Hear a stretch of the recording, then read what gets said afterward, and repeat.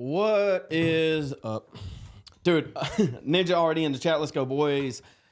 We're on time today. Look at us go. Kind of. I mean, I had to throw a little timer in there, so I had a plausible deniability on being late. Maybe I was late. Maybe I wasn't. I don't even know anymore, Josh. We're on African time. Schrodinger's lateness. Watching some more Zio debate fallout is popping off. Dude, okay, so we covered that debate yesterday. I went on Twitter, afterwards and this morning. There's an unreasonable amount of people defending AP and his position and saying that he won that debate. That's absolutely insane to me. Yeah, we were talking about this right before we went live, but basically I was saying, if you were to look at that debate in another language, it's clear who won. From simply, even if you disagree with the argument, there is such a thing as debate optics, and clearly Christian won. So I don't know, were they saying he made better points, or they just said he won in general?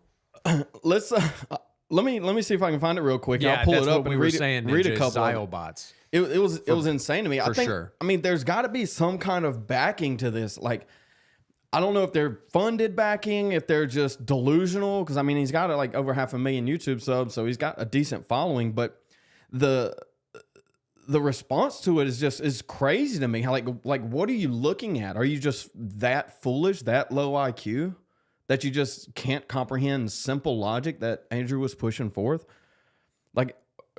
I don't understand. And something that I didn't say yesterday is David Wood should be on the hook for some of this. It seems as though he put AP up to this. AP wasn't ready for it. David Wood probably did a lot of the research and said, "Here, AP, here's what you need to say." And so AP goes up there not understanding the position because he's a baby Christian at best. And it all falls apart. I will tell you this, which I didn't mention yesterday because I didn't really want to. Because I mean, David Wood's done some decent work, but I mean, where's the bus at? Because he's about to get run over. He was back there pacing back and forth during the whole debate. And so when I tell you that, it gives you an impression that he knows they were losing mid debate, dude. It was bad, and so somebody's got to take a hit, dude. You lost. Move on. Well, why not David Wood debate Christian? Or Andrew Wilson? Andrew. Well, I don't know. I don't know. I would assume Andrew would take that debate. I don't think Andrew would back down from any of those debates. So, and it's like I said yesterday, if you're going to take a debate, have the correct position. This isn't hard. If you have the correct position, it's easier. And so maybe he knows he doesn't have necessarily the correct position, an indefensible position, if you will. Let's see. Where was it at? Oh, somebody named Jada MD. We'll believe that. Why I believe AP made the stronger case. Below are key reasons why Wilson's argument ultimately fell short. We'll find out. The Antichrist agenda argument was speculative and overstated. It wasn't speculative. This is exactly what they're trying to build. Yeah. They admit that they're trying to do this. There's no speculation there. And overstated, I don't know how you overstate are they or aren't they? They just are. Right. Representation of AP's position, misrepresentation.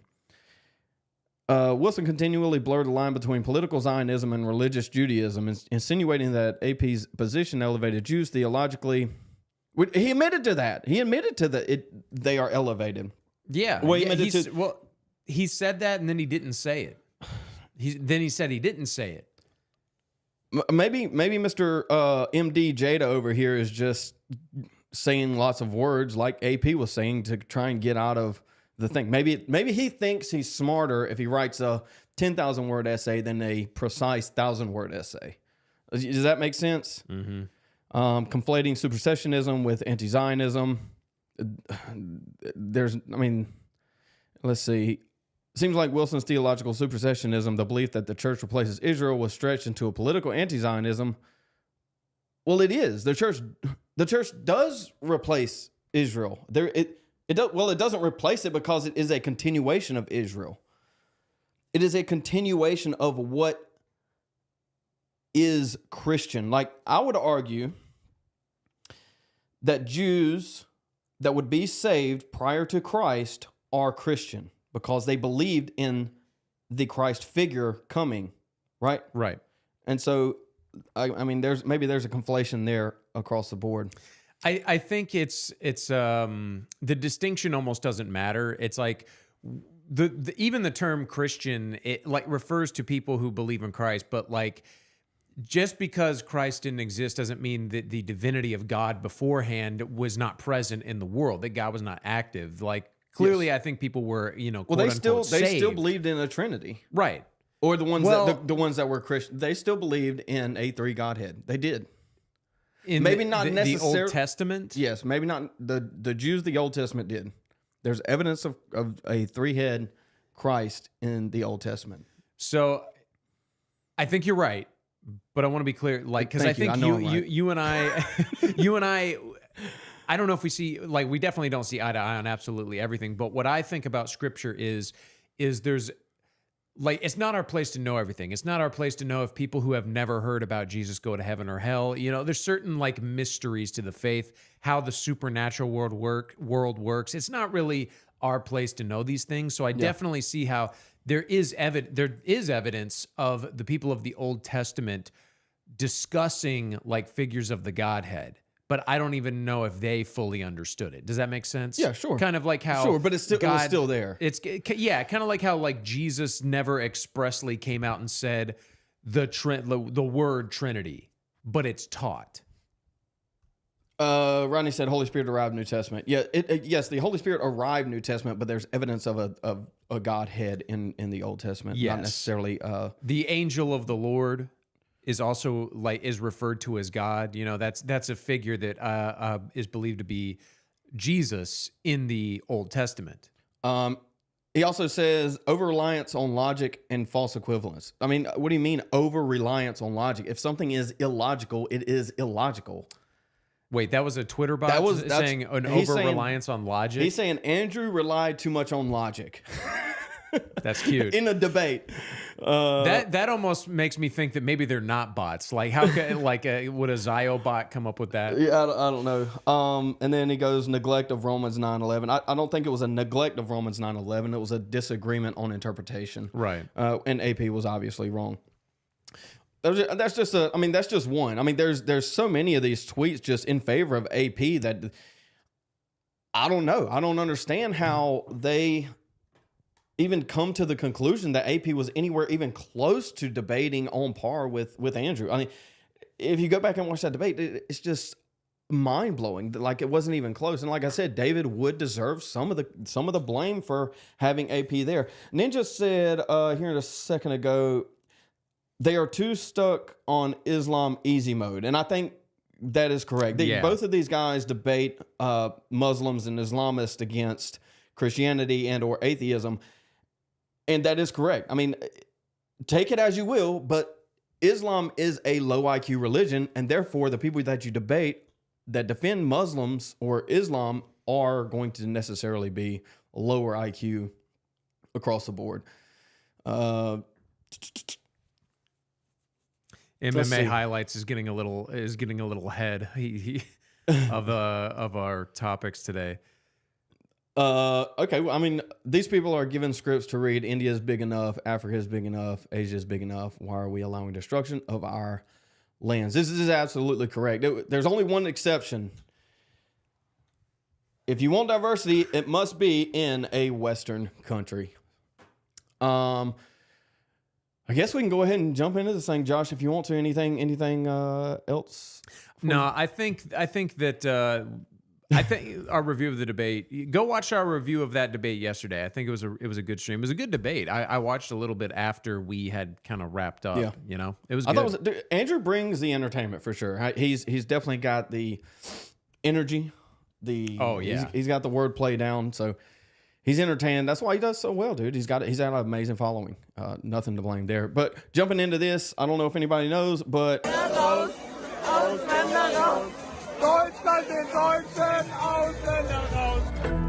Ausländer aus.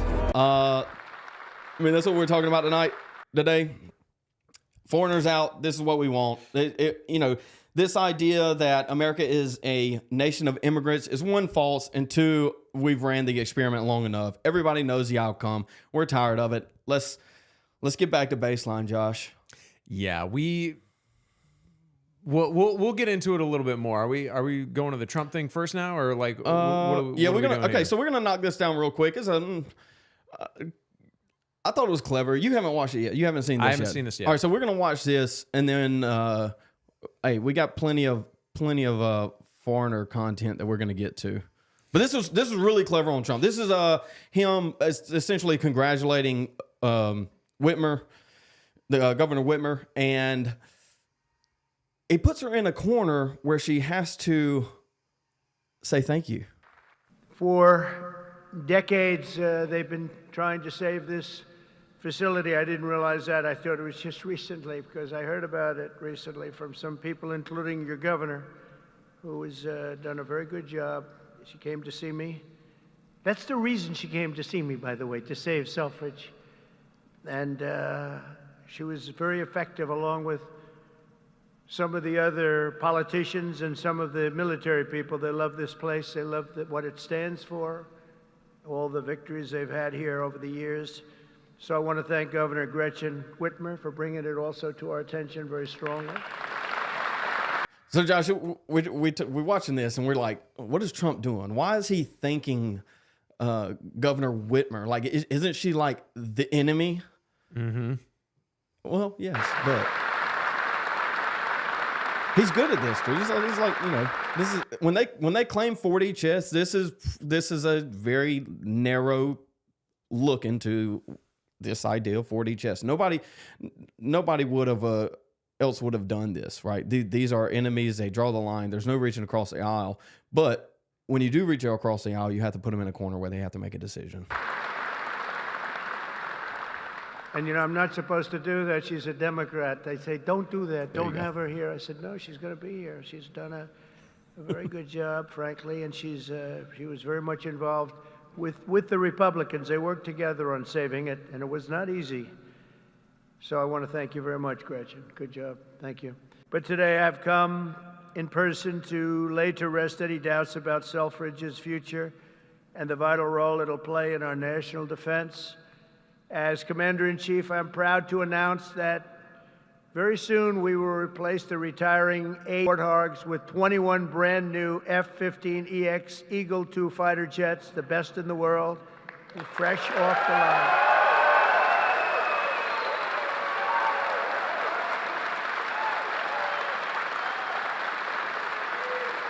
This will keep Selfridge at the cutting edge of Northern American air power. Okay, let's get to it. Anyway, she comes up. He invites her up. And under the Trump administration, we're going to be there for you. Well, I hadn't planned to speak, but I'm on behalf of all the military men and women who serve our country and serve so honorably on behalf of the state of Michigan. I am really damn happy we're here to celebrate this recapitalization at Selfridge. It's crucial for the Michigan economy. It's crucial for the men and women here, for our homeland security and our future. So thank you. I'm so grateful that this announcement was made today, and I appreciate all the work. Thank you. Dominated. The question was, why would he let a woman speak to an audience? Well, when that woman is your enemy and you can put her into a corner where she has to make a decision of, do I kind of go against the, I don't know, minute-long thank you and this work that we've done, or do I just say thank you to the enemy? Orange man bad, but thank you and we appreciate it, right? So boxed her in a corner and made her say thank you, please and thank you. Nice to see that, like, Trump, you know, because I'll be honest, like, sometimes I hear him in clips and stuff and he just sounds tired, you know, his voice is getting kind of raspy. He's getting that old man kind of vibe to him now, not quite like 2015. Yeah, but it's nice to see that, like, his brain, you know, he's still got like a little bit of that spunk in him. But oh man, I saw something this morning. They were at a podium, and some lady came up right after Trump finished speaking and said, Trump 2028, and those like, the audience went crazy. Why are they teasing a third term so much, man?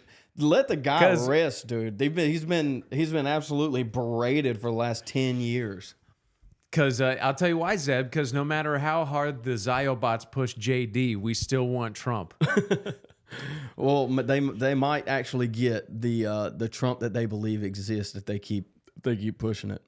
Hopefully, that's what we're hoping for, Josh. That's what we're hoping for. I wanna skip JD and go right to Barron. But let's just inaugurate Barron immediately after Trump. Agreed. Let's retires. go, dude. Make this a governorship that can be passed down. Ready, set, go. The Trumpenreich is not a meme. We want the Trumpenreich. We'll take it. But kind of what we're getting into today, let me preface this real quick. This is John Ward video. If anybody out there wants to go check out John Ward, I'll show you his YouTube channel, JOHN WARD. He does some amazing work. We're going to dive into this. We're going to watch his video outright. Sorry, John, we're ripping it. But John does good work, and it is hilarious.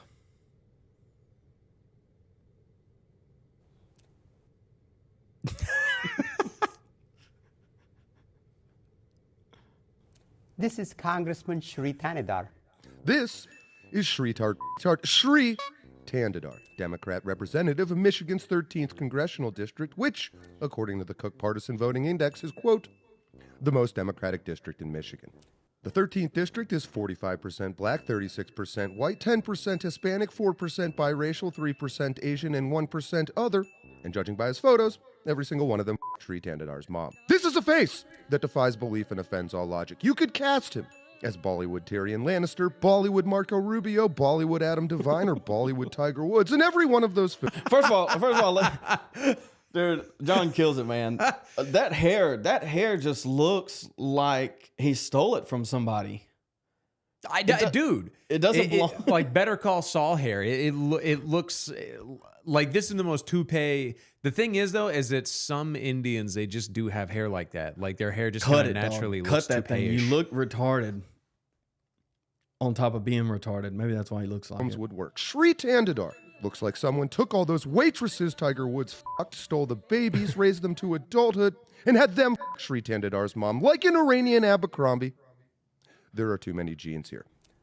Got a light-skinned rep look like Sammy Sosa. Got a dark-skinned rep look like Sammy Sosa. Donald Trump has already done real damage to our democracy, but defying a Our unanimous democracy. 9-0 Supreme Court ruling, that has to be the final straw. It's time we impeach Donald J. Trump. Dude, it looks like on top of the thick accent, his bottom jaw's about to fall off, dude. What is going on here? AJ says, I swear this guy gives me pedo vibes. Well, he is in politics, and yes. Well, he's don't be racist here, you know. Yeah. Well, they do. Basically, all politicians. That's pretty good, Rodney. What do you say? I got that joke. That's a boomer joke right there, though. That one?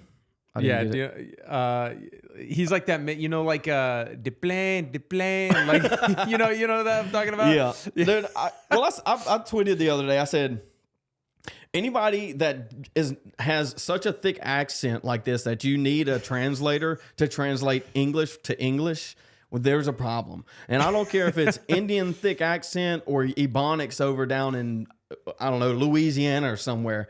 I know I got an accent, but at least you can understand me. Well, and remember when Trump went to India and he needed like a translator for the Indian guy speaking English? How is this? This guy's what is he, a congressman? How is this any different? It's not. Did our democracy. It's like, dude, all right, first of all, let's knock this out. If you're not American, you shouldn't be able to hold an American office at the state level or the federal level. And then I would even go further that if you aren't born in the state, then you shouldn't be able to represent that state. Easily. If you want to maintain a culture, if you want to maintain diversity and not muddy it, you have to keep things separate. And you have to have blood and soil. The soil matters. Perfect example. I think it's perfectly acceptable. I was born in Georgia, but I was raised in North Carolina. I moved to South Carolina 2 years ago. Should I have more of a say in the future of this state than you? Someone whose family's been Absolutely here in not. this. I don't think so. state for Dude, generations. I've been here like 8 generations, dog. Yeah. Why should I have more of a say of what happens than you? He's clearly Canadian. Ninjas, I mean, Dude, this guy. he is on a roll, man. Sadly, he is Canadian. Maybe You he never should would've take guessed the third seat. this. But Sri Tandadar wasn't born in the United States. He was born in India not too long after it was gangbanged Shocker. by the British East India Company, hence the rolling R's of Sean Connery's Bond mixed with the unintentional rapiness of Mike Myers' Love Guru. Sri became a citizen in 1988 at 33 years old, and in shades of Ramaswamy, built his personal fortune through chemical and pharmaceutical companies, sold them, and was sued for, quote, fraudulent and misleading representations of the company's value. One company, Azo Pharma, crashed out so hard that, quote, over 100 dogs and monkeys had to be rescued after being abandoned in a Fauci-style research lab. In 1996, his first wife committed suicide, the only information about which is the implication that his friends in India blamed Sri. 2 years ago, coinciding with his run for Congress, This is Sri crazy. spent $18,000 to produce the short film Dear Pra, which was his wife's nickname for him, and which dramatically retold the final days of his wife's life and the depression he, quote, knew nothing about. Let me say this again. He produced a film about his wife's suicide, cast himself as himself, and titled it Dear Me. Can you say nepotism, Josh? Nepotism. Narcissistic, nepotistic. Dude, he also mentioned, John also said something about the shades of Ramaswamy. Dude, what's the difference between Vivek running for governor in Ohio and this guy? I would say absolutely nothing. This country, like, because Vivek doesn't have a thick accent. That's the only difference.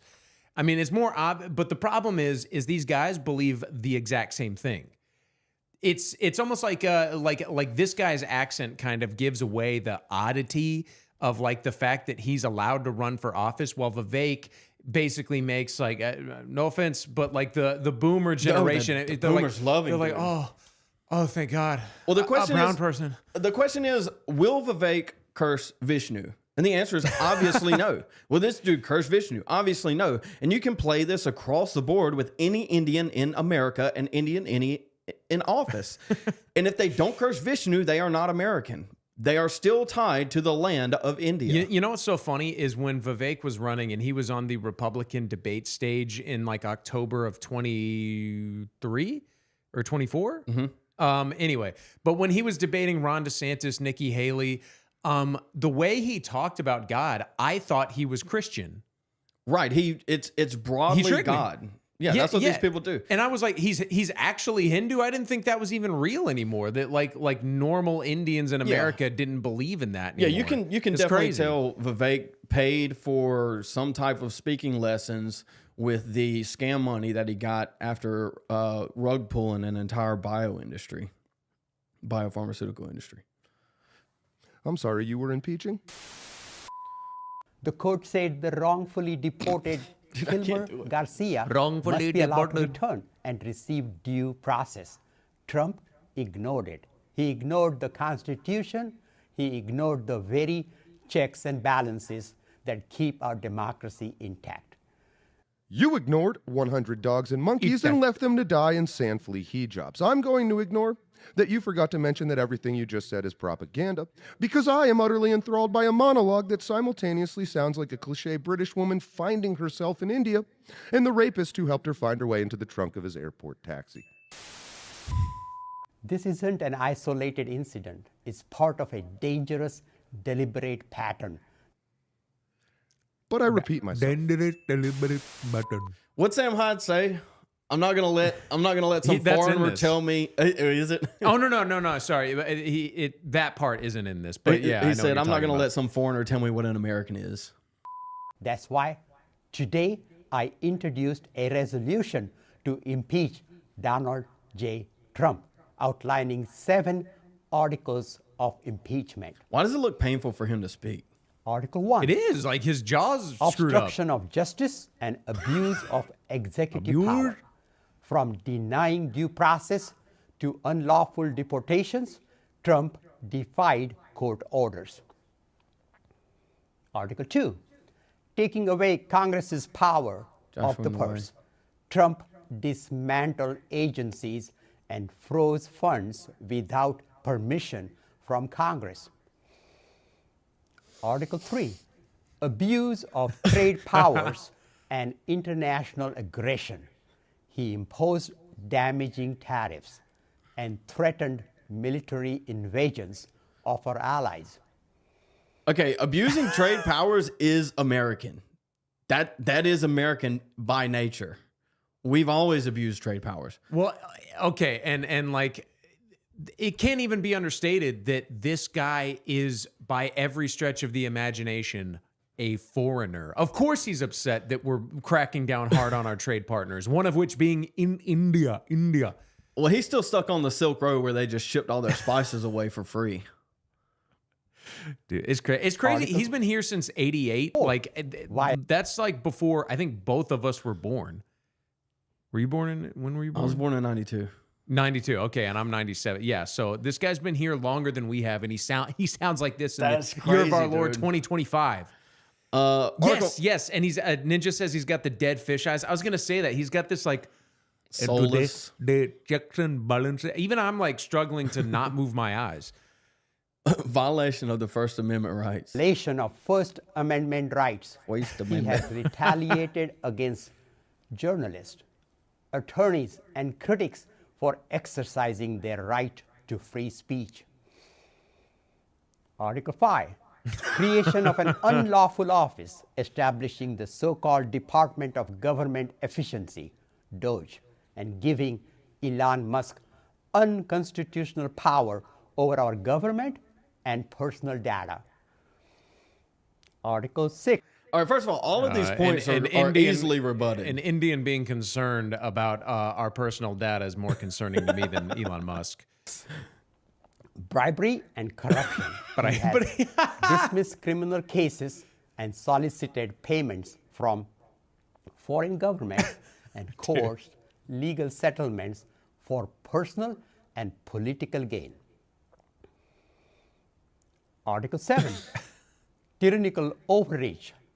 Finally, and most importantly, he is attempting to consolidate unchecked power and erode the constitutional limits of the presidency. In this country, we have presidents, not kings. In this country, we Yet. have. You know what? I don't know what the f- we have anymore. Yeah, me neither. Some type of oligarchy. It's some oligarchy by proxy is what it is.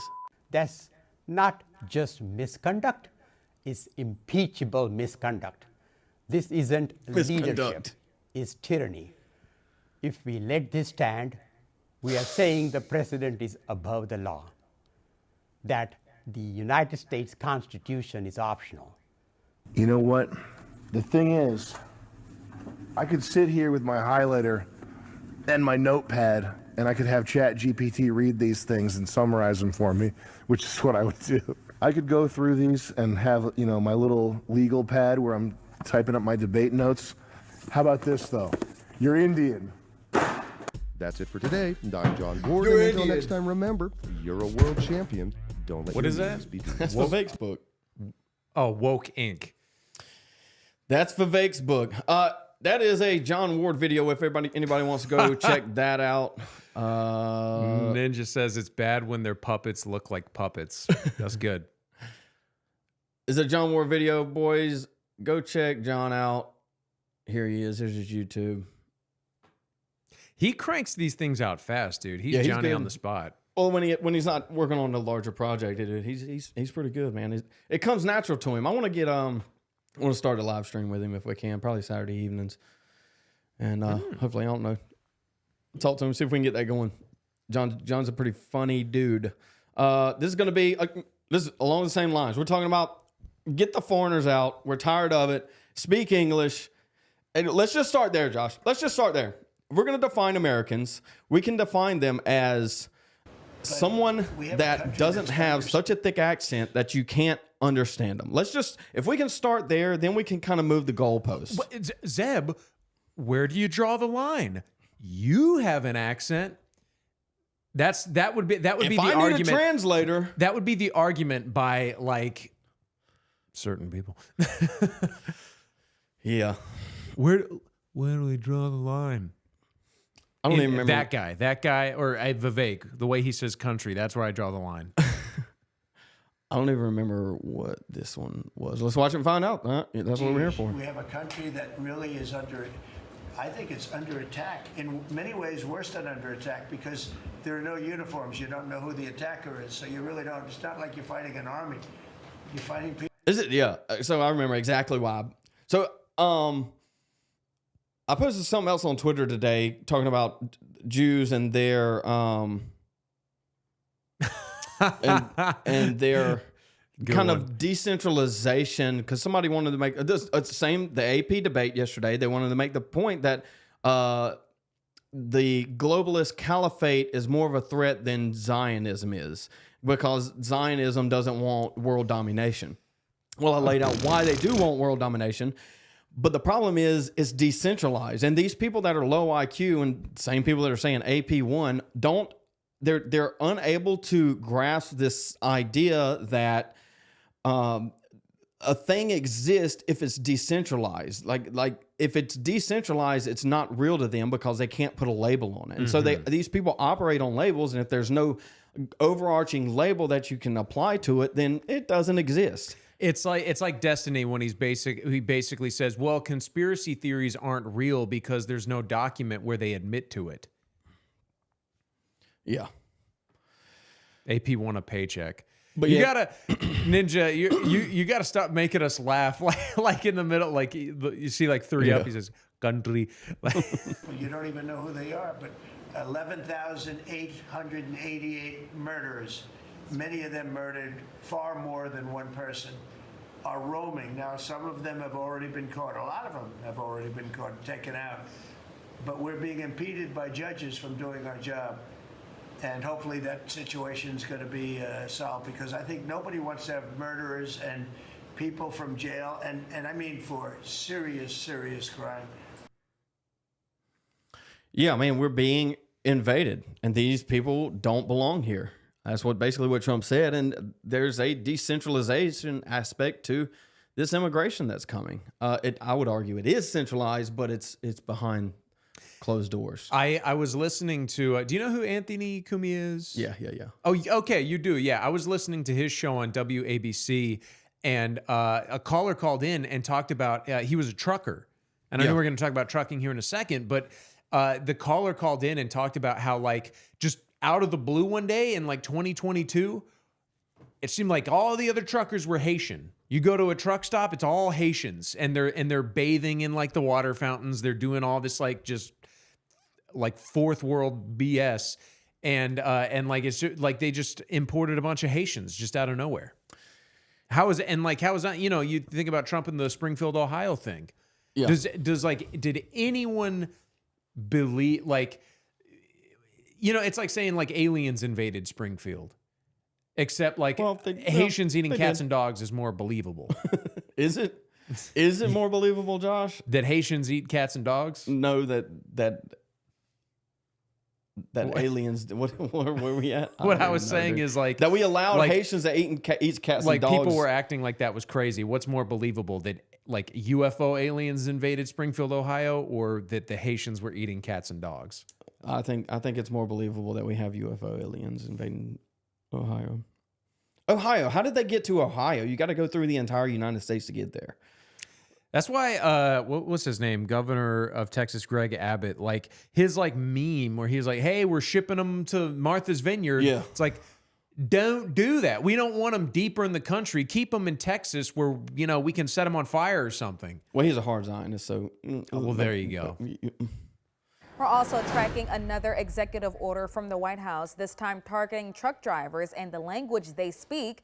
Iowa's News Now reporter Faven Zodu is live in studio tonight to give us a breakdown on that order. Cole, it's already a legal requirement for truck drivers to be proficient in English. I don't know. But President Trump's new executive order claims that isn't being enforced. I spoke to a former truck driver a couple hours ago. He tells me that's not necessarily true, but having that law enforced rigorously could improve road safety.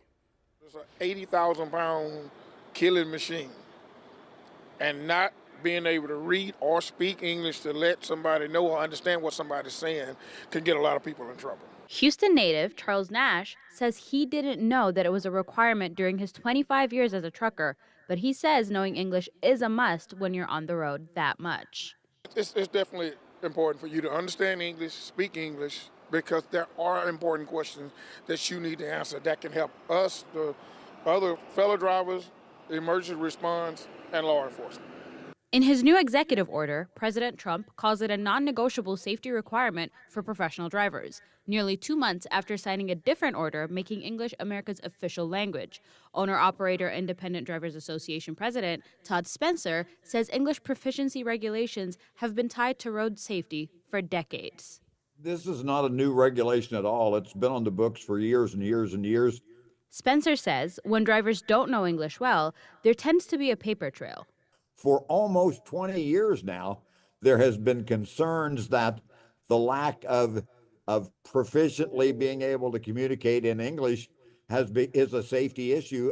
It shows up in violations, it shows up at roadside stops, and it shows up in accidents. Iowa DOT says commercial vehicle drivers have to fulfill some pretty specific federal requirements. Yeah, so this thing has been on the books for a while. Why is it not enforced? We just allow people in, drive trucks on the road, and that's why we've had 2 trucks flip over at around 95 in like the last 2 weeks. Yeah. Like flip, like code black, block traffic, nobody gets through. You have hours of backups, all because you have some foreigner driving trucks that ought not be behind the wheel.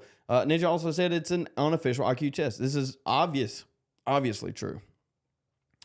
Josh pulled up some of these. Maybe I'll be able to read them. I don't know.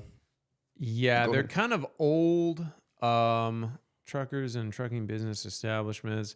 This was like stats to help us kind of try and find what percentage of Americans are truckers. The percentage I found, and I don't know if I don't think it says that in this, but it was 5.6% of Americans are truck drivers. Really? I mean, that's a significant number. Like, that's high. There's a lot of truckers in America. I mean, this is I think if I'm correct, I think it's the number one most employed by job.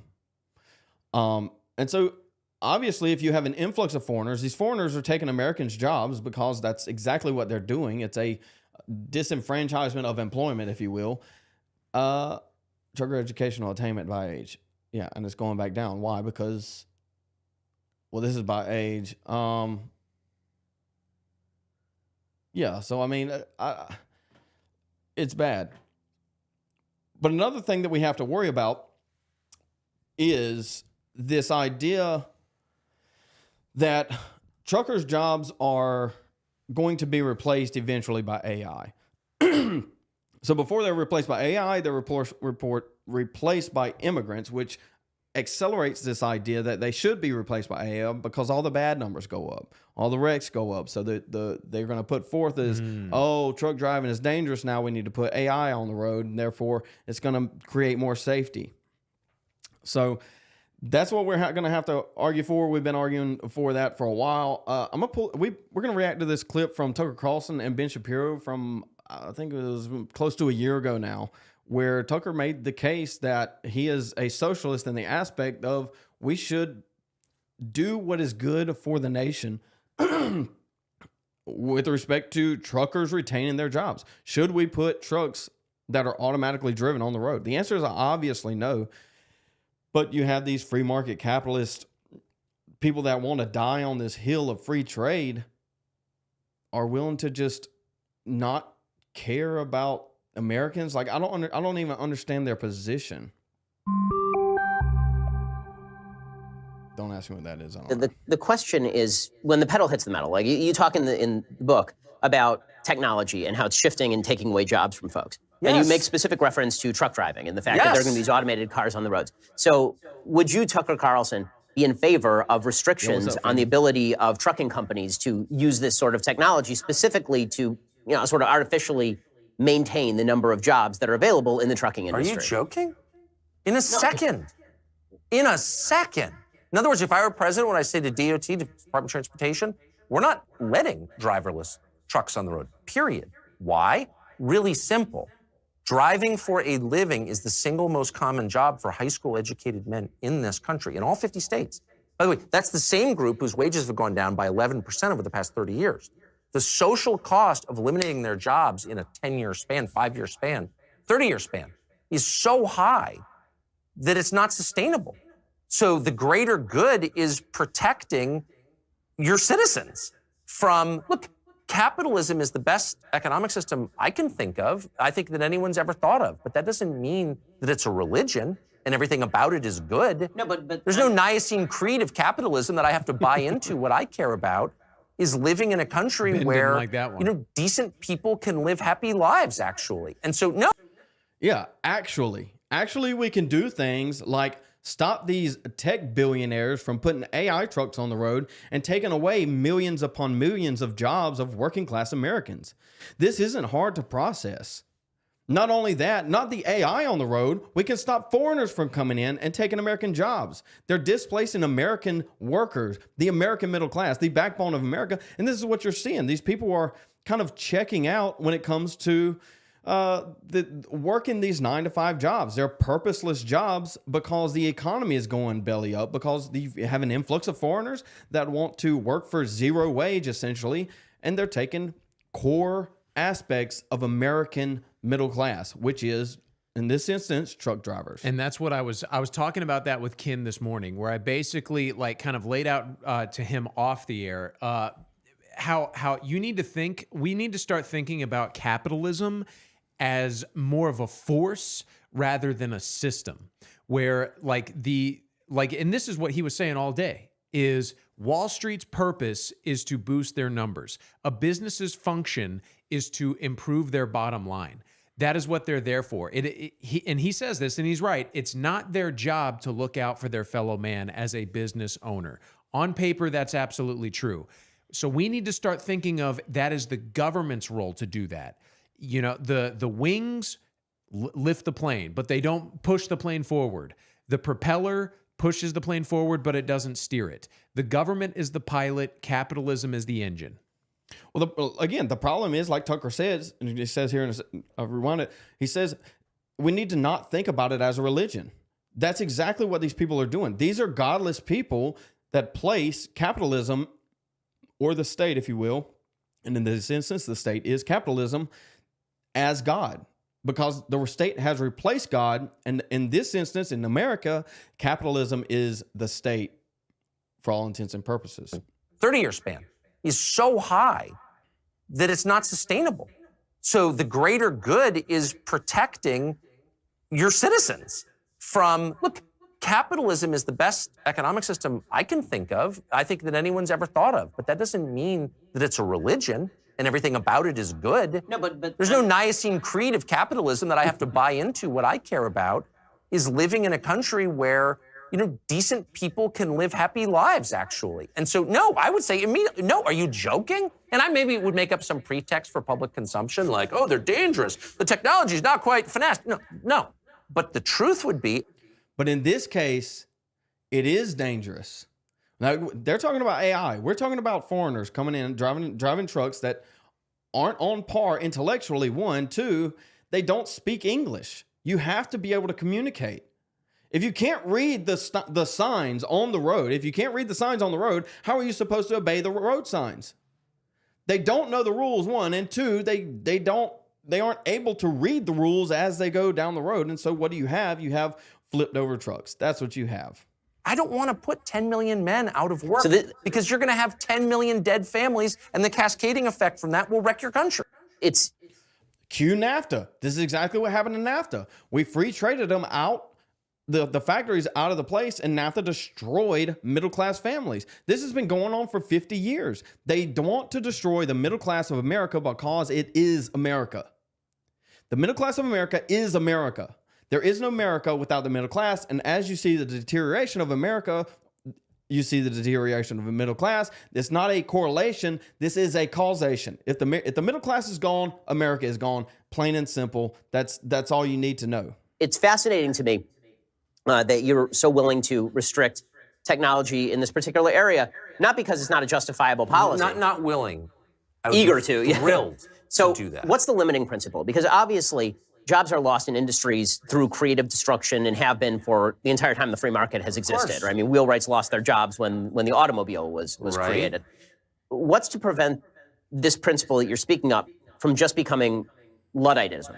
That technology is destroying jobs. Well, I don't think just freeze technology. Do you know what Ludditism is? I've heard of it, but no, I don't. Ludditism, or being a Luddite, is one that is essentially calling someone Amish or Mennonite, where they don't want to accept new technology for some for the reason that it's new technology, right? And that's not. I mean, that's not what. I mean, Tucker laid it out explicitly. That's not what he's arguing for. The objection isn't to the technology. The objection is to retaining American jobs, to supplying families with income so that they can live, right? If you remove 10 million jobs, cue NAFTA, if you remove millions of jobs, you destroy families. It's literally killing people if you upend an entire economic system that these people rely on. And it's a false equivalency, because if you think about, like, for example, what the automobile did to the carriage industry, that's kind of what he's equating it to. It's like, oh, you're hindering progress. But AI being used to drive trucks isn't actually progress, because at the end of the day, what it is doing is still driving trucks. We already have truck drivers. It's not like someone invented a teleportation machine to transport goods from one place to another instantly. It is actually just replacing, the only function it has is to do exactly what it is already doing, but to cut down cost for the businesses shipping products. Well, in this case, that we're arguing, taking away the jobs, because we're talking about immigrants here, the invasion of America. In this instance, it's worse, because not only are you replacing the truck drivers, you're importing people to replace them, and then those people are not on par with the truck drivers. So not only do you have this replacement or this detraction of jobs from the middle class, you also have the replacement of it, and those people are going to get preferential treatment, even though they're flipping trucks and flying planes into the ground or the towers. I mean, there were massive costs to the Industrial Revolution. But you say you're a fan of capitalism and development. We wouldn't have all the cool stuff we have, right? I mean, look, I'm for capitalism. I'm for machines. Right. You know, they all but guarantee I'll live way longer than my great-grandparents. I get it. I'm for machines, okay? I'm just saying that there was a cost. Half the world was enslaved for 70 years under Bolshevism because those countries didn't manage, I would argue, the transition from an agrarian economy into an industrial one. That's what that was. Well, Tucker, the Bolsheviks didn't manage it because they were Bolsheviks. I don't think he wants to have that debate with Ben, and Ben definitely doesn't want to have that debate at all. Okay, so we're on the cusp. It's the same issue you have with Rhodesia and Zimbabwe. Same issue you have when South America pre-imposed the war. This is the problem. It's not that I guess it is that they aren't capable of a completely transformative revolution, as or more transformative as the Industrial Revolution, and no one is trying to take control of it at all or figure out how to channel these forces into an outcome that we want to live with realistically. And because they're not, you're going to see reactions, and you're already seeing reactions against this stuff that are flat out extreme. So the model, again, is Teddy Roosevelt, who was a capitalist, a patriot, a man of deep faith. He was not anti-business, and yet he restrained American businesses. He broke them up and was hated for doing it in the service of a higher goal, which was a stable, happy country where the traditions could be preserved. If he didn't do that, you know, there's no telling like what would have happened to the WAP, you know, the IWW or whatever. We could have gone in a totally different direction. I mean, so I will admit I'm not a Teddy Roosevelt fan, and I would have opposed the trust busting. But when it comes to the sort of politics we're talking about, I guess my major question is it a contributing factor to societal unrest to tell people that politics is to blame for the problem? Are we then on political messianism? The idea that if we just change a couple of policies here or there, then we'll be able to fix everything. When the reality is that, as you talk about a little bit in the book, what we may be suffering from is an actual spiritual malaise. And maybe economics has something to do with it. I would argue that it has a lot more to do with a generalized move away from social fabric driven by all of the factors that used to exist in churches and all of these things. And that if we are going to maintain both freedom and stability, you know, the John Adams formulation was that this Constitution was only built for a moral and virtuous people. It wasn't built for any other. Got it. There are two ways to actually tackle that. One is to say we are no longer moral and no longer virtuous, so we have to change the freedom. And the other is to say, well, if we want to maintain the freedom, we have to become moral and virtuous again. And I wonder if... Josh, if we want to maintain the freedom, we have to become moral and virtuous again. How do we do that? With power. We have to go back to where we came from. It's that simple. The people that built this country were moral and virtuous. They weren't coming foreigners. here are not. They built the country. They were moral and virtuous. And that's how we have to get back. You can't convert an entire people that has just invaded your country. They invaded your country. They don't care about your country. They just want to use you. And to expect them to then turn around and become the thing that they want to use is just retarded. It's idiocy. Think about it for a second, dude. We as public figures, because we're in the same business more or less, where we ought to be putting our focus. Should we be putting our focus on justifying people's fears about the economy and suggesting that a political messiah is around the corner? Or should we be saying to people, listen, the industry in your town may be dying.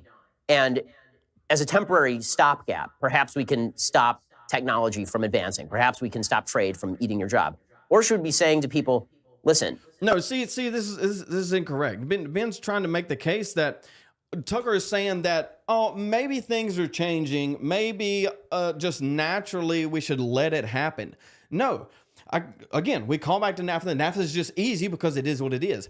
It's policy that drove away the jobs. There's policy that crippled the middle class in these areas. And it's going to be policy that allows AI or invaders to take American jobs and destabilize American truckers and their jobs and their families. That it's not policy that's going to save it. It's policy that's going to destroy it if the policy isn't enacted. And see, this is a problem with people like Ben Shapiro is they're these classical liberals and they have this idea that something isn't necessarily political if it doesn't already have policy. It's just incorrect. Everything is religious. Everything is political. And if it can be politicized, it is inherently already political. Anything can be politicized, therefore it is already political. Everything is political. It's quite literally this simple. If you can legislate it, it's political. If it can get pushed through the House, the Senate, an executive order, which everything can on some level, it is already inherently political. And to act as if it's not, and that is the problem, or that is not the actual problem, then it's a non-starter for us. There's no discussion to be had.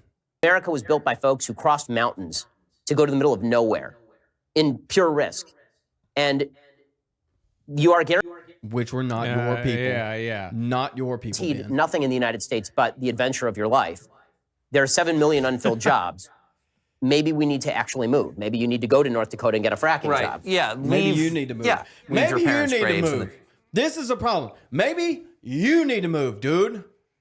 Well, and it's like Nick Fuentes, he riffs on him all the time for this. Is like, what is better for America, that we preserve the paychecks of the company of like the wealthiest stockholders, or you need to move away from where your grandparents are buried to go get a fracking job somewhere else? And why should I have to move? Because we've been invaded and the jobs are being taken away. That's why people like Shapiro are advocating I move away from Dillon, Florence, South Carolina, where I've lived my entire life, where my parents have lived, their parents have lived, built houses in Dillon, South Carolina over generations. Why should I have to move to get away? And see, I don't necessarily blame people like this. I know we've talked about Andrew Eisker on the show before, and they're building a community out in Tennessee, I believe, or Kansas somewhere. But he shouldn't have had to move from where he was. But he has to because it's been invaded. There's nothing left. And so what I'm proposing is kick them out. Get out. Foreigners out. America for Americans. It's quite literally that simple. Josh, we need to do a show on what is an American. I think that's the question in this kind of debate that we're going to have in the near future. What is an American? It's a very important debate. And, spoiler alert, not Ben Shapiro. And you grew up and to move to some soulless city and become a cog in some thing. Well, I mean, the biblical mandate, leave the land that you've known. Yeah. This is exactly right. Ninja, on the top of it. Maybe Israel needs to move. Tell him Jews should move. Well, this is exactly right. Maybe, let's see. I want Ben Shapiro to answer the question, if he's proposing Americans move because they need to get jobs somewhere else, because he quoted 7 million unfilled jobs. Sure, don't care. Let's ask Ben Shapiro if the Jews should move out of Israel because they're being attacked by the Middle East. The answer would be obviously no. And so why is there this double standard? Obviously, we know why. Why is there this double standard where Jews should have a place inside of the Middle East where they continually attack, and then collect $8 billion of American funds, my tax-paying funds, to kill people around them? How about they just, move? Let's go Madagascar, Australia. The desert of Australia, preferably. We'll put them on the east side of Australia. If they love their desert so much, we'll just airdrop them right in the middle of Australia. Ready, set, go. We'll put them on the east side. They'll never make it across the desert. They can't take 40 days again. They can't take 40 years again. I don't know. It's a mixture of both. And I would, to answer your initial question, anyone who argues that any of this is going to be fixed by a person or a bill that makes its way through Congress or new Supreme Court justice is lying to you. That's a grotesque and dishonest oversimplification of the sort that politicians and, by the way, talk show hosts specialize in. And so to the extent I played a role in lying about that, I'm sorry. I never want to be that guy. I always want... Well, Josh, you think Tucker's a spook, don't you? Oh, yeah. Yeah, he's CIA. I think he is, too, but... At least we can leverage him. Well, okay. Do we want to talk about that? Okay, we got time. Go All right. for it. So here's what I think Tucker Carlson is there for. Tucker Carlson is there for exactly this purpose. Now, Antarctica's but basically, like, Ben Shapiro is there to be Ben Shapiro, and Tucker Carlson is there for the people like Kennard, like Dave Baker, like the boomers that do pay attention. He's there because at the end of the day, people are directed. You're directed, I'm directed by outside forces, inward forces. Most people are directed by genetics and like opinion makers like this. So Tucker Carlson is there to basically, like, Ben Shapiro is the stop base for like your like moderate liberals that call themselves conservatives. And then for those that like fall through the cracks of that, then Tucker's there to catch them before they get to a dog. Yes. Well, they all play this role. I mean, to act like none of this is coordinated would be delusional. I mean, these people have been in front of a camera and a mic their entire lives. That's what they were born and essentially bred to do. And his dad, Tucker Carlson's dad, ran, I forget what it's called, but it was a CIA operation that ran media influence in foreign countries. Tucker Carlson applied to the CIA, didn't get in on paper, and is now one of the biggest, media influencers of our time. Yeah, I did want to pull. There's a new Mockingbird clip going around. I did want to pull that. I couldn't find it before we jumped on, but yeah, I mean, but to not be able to use Tucker's position in some of this would be, we should leverage it. We should leverage it. I wonder, is there any update in the Daily Wire bankruptcy thing? No, but I mean, basically everyone stepped down that had any type of influence, like Jeremy Boring, and they fired like 25% of their workforce. They shut down their entire kids department. They obviously lost Candace Owens, lost Brett Cooper. These are super big numbers for them. So obviously their funding's dropping drastically if it wasn't already. And then you have Matt Walsh, which is kind of towing that line a little bit, but he's pushing it. We'll see what happens. I don't know how much longer he'll stay with the Daily Wire. If he does stick with them, sorry, dude. If not, I'm sure he'll have a large group following. Ninja of Spades says USA dried up. I agree, there's dude. Something to that. There's something agree. to that. So not long after Elon started jumping into USA and cutting that, the Daily Wire started going inside out. I also think that there's a tie. Don't take this with gospel, but there's something here, and I haven't tracked it down yet, but there's some type of money tie between companies like Patriot Mobile and funneling it to people like TPUSA, Daily Wire, through different avenues through shell companies. Because when you look at the numbers of one of the companies I use, Patriot Mobile, a lot of these companies that advertise are this way. They get their money that is funneled through shell corporations. And if you look at their subscription numbers and the people that use their services, the numbers don't add up. They have more money than they have revenue based on subscribers. And so the question is, where does the other money come from? And you can't track it. It's untrackable because they send it offshore and then reshore it. So there's definitely something to the USAID money that probably should get looked in. I don't have the credentials. Somebody needs to run it. Acknowledge how What's he saying? complex and multifaceted all of these problems are, because they are. I'm merely making a couple of very obvious observations. That there are which downsides is to this we stuff. are not servants of our economic system. We are not here to serve as shareholders. We're human beings, and our concerns are real. Now, they must be balanced against the concerns of shareholders and lots of other concerns. But to say that, if it's more efficient to have you move to some crappy suburb to serve some douchey company because that's what, is best to increase value, it's like, it's okay for me to stand up and say, there are other concerns here, actually. And there's a social cost to doing that. Anyway, this all used to be obvious. These things were actually debated during the Industrial Revolution. The Luddites are used for propaganda purposes to make the other side seem ludicrous. You're literally smashing machines. You're a dummy. You're an animal. You know what I mean? But actually, the concern is totally real. If you spend, just like roughly 5,000 years in one kind of economy that changes incrementally over time, but basically living from what you grow, living with your family and working 100 yards away for thousands of years, and then in the space of, 100 years after the steam engine is invented, everything is completely different. That's a lot. It doesn't mean that you should stop it or smash the machines with a hammer, but it means you should be thoughtful in the way you channel these awesome forces, these awesome economic forces. You are not a servant to them. How do we channel these forces? What do we channel these forces with? Government. Power. You fill in the blank, please. It should be wielded. Quite simply, it should be wielded. See, I mean, another thing you can look at is the import of oil and coal, where we don't mine anymore.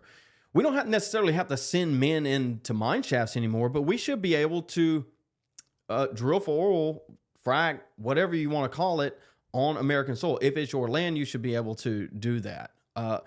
And we have all these green guys, these people that advocate for going green that are they're kneecapping Americans, the middle class, the people that provide for their families, and even the people that provide for the people that provide for their families, right? So we have larger corporations that are going to fund employees, that are going to pay them decent wages, hopefully, to kind of sustain this middle class. But instead we have everything outsourced to Africa, Iran, Iraq, Afghanistan, because we got to get the oil, man. We got to get the oil, and we got to kill the people in those countries, because there's another country that needs them dead. Are tools that thoughtful people use to increase the goodness of their society. So I guess I'm just so struck by, whenever I talk to liberals or conservatives, market fundamentalists in Washington, they're like, well, we can't stop. This is technology. It's inexorable. We have really no role in it other than to try to benefit from it. It's like, really? You're talking about machines. Are they really in charge? No, we're in charge. We're human beings with free will. God created us to make these decisions. No, but there is a balance, obviously, between increasing prosperity across all of humankind, which has really been the result of free market capitalism over the past 40 years, and redistribution of the benefits, because the benefits... So clear this is like a 2017 clip. Do you remember how much the free market was in people's minds back then? I think it was only like a year ago, dude. No way this was a year ago. Ben Shapiro's got Babyface. This has to be like 2015, 2016. I guarantee that. Well, maybe 2018. But I can't believe this was... Maybe it was. In 2024 or 3. But yeah, basically 6 years ago would be what? Yeah, you're right. Yeah. 2018, 2019. Yeah, that was like the like back when communism versus the free market was still like big in the conversation. You see how these conversations evolve? Kind of where we came from. They evolve fast.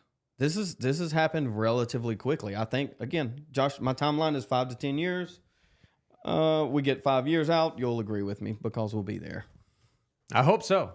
Fall upon people deeply Look, unequally. I'm not for taking stuff from people. I don't want my stuff to be taken from me. But regulations do that effectively. I mean, President Trump has been very anti-regulatory because of this. In a broad sense, maybe, I guess. I mean, I know that that's a talking point. I'm not exact. I mean, a lot of regulations are unbelievably stupid.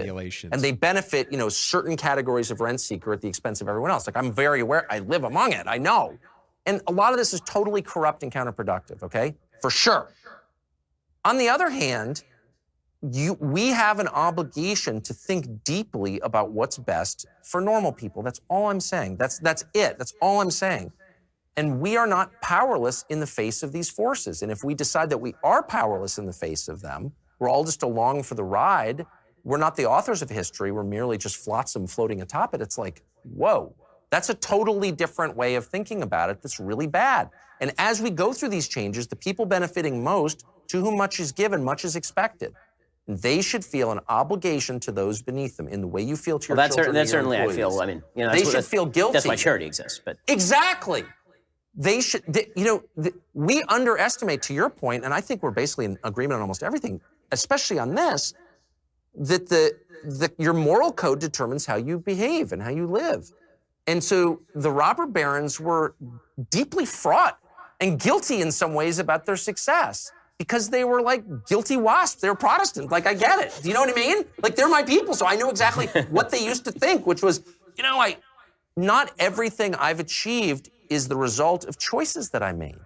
They were Calvinist on some level. Like, they understood that there are other things, providence, grace, luck, whatever you want to call it, that determined the outcome. So, like, the people now in charge, your average private equity guy, and I know a million of them and like them, okay? But they believe that they're rich because they're better. Because they make... Yeah, Tucker's exactly right on this case. I mean, if you want a country to be like America at least was, it must be waspian. And so when you start importing these people specifically from the East, from places that aren't WASP, aren't Protestant, we can start there, it's going to import people that don't believe the same as you. Not only are they not the same, there's no homogeneity. There's no ground. There's no values that can be attained. These people don't change their mind on values. It's not a value that you hold is not something that you can just change overnight. It's not like, I don't know, they come over here with this moral code. I can't just flip a moral code in my head and just automatically be morally correct. If I don't, you can start with, I don't know, the voodoo. They have a moral code from Central Africa than we do in America. And you can't flip that moral code into an American moral code, which is Protestant by its nature. Well, and think about like, just use the example of like New Yorkers coming down to South Carolina and living at Pawleys Island or Myrtle Beach. They are American. And they come down and then they move to a place like South Carolina, which is also American, but like there are differences. They can't even assimilate to that. They won't even assimilate to that. It's noticeable. You go to Pawleys Island and you see these people from New York, they're noticeably different, both physically and in the way that they act. Now translate that to complete foreigners who don't even speak a different language, who look completely different, who are completely different, have different moral codes and systems. And then we come here and day one, they're basically an American. They get a rubber stamp and then they're just as American as apple pie, or you or me, whose families have been here for generations since before the founding. Absolutely not. No one thinks that. Well, they hold, some of these people believe that you can be assimilated. Their argument is that you can assimilate in one day. In 1 second, all you have to do is change the way you think. This is absolutely not the case. You can't, I don't agree that you can assimilate in a single generation. So we can start there. Much less one Easily. day. These people believe that you can become an American just because you think the way an American thinks, just because you maybe say the things that an American should say. It's just not the case. You can't assimilate that many people in such a short amount of time. It's just not possible. Right. And I was just thinking about, like, there was this clip going around. I'm sure you saw it. It's old now, but it was this like Chinese guy in New York City wearing a "Make America Great Again" hat, and there was some man on the street content, and they're like, "Oh, sir, why do you like Donald Trump?" And he was this super Chinese guy, and he's like, "I love Donald Trump." You know, and it's like the boomers will see that and they'll go, "That's an American." And look, I agree with the guy. Like that Chinese guy, and I probably agree on many things, but he's not an American. There was another one that was a Chinese guy. They were doing street interviews. It might have been the same one. I don't even know. But they kind of dove into this idea of what is an American a little bit more. And the Chinese guy basically said, I don't know if he's Chinese. He might have been Japanese. You know, I don't know. Whatever. The same thing. The point stands is he made the point, and this is detailed in Charles Murray's book of Human Diversity. They think differently. The East and the West think differently, just as male and female think differently. Like males think rationally. They think by numbers. If you give them a math question, they answer the math question through rational and numbered thinking. If you give a woman essentially a math question, maybe a little bit more complex, they translate it into words and then translate it back into numbers. And this is the same thing with the East. The East has this idea, to pick one, largely Protestants assume that most people are inherently evil, and it takes work to be good. Where when you go to the East and you have these universalist religions like in India or in China, where you have Buddha and Hindu and all these other religions, they have this universalist perspective that people are inherently good, and you just have to do some good works to outweigh the bad, and we shouldn't give up on people because everybody's going to go to heaven.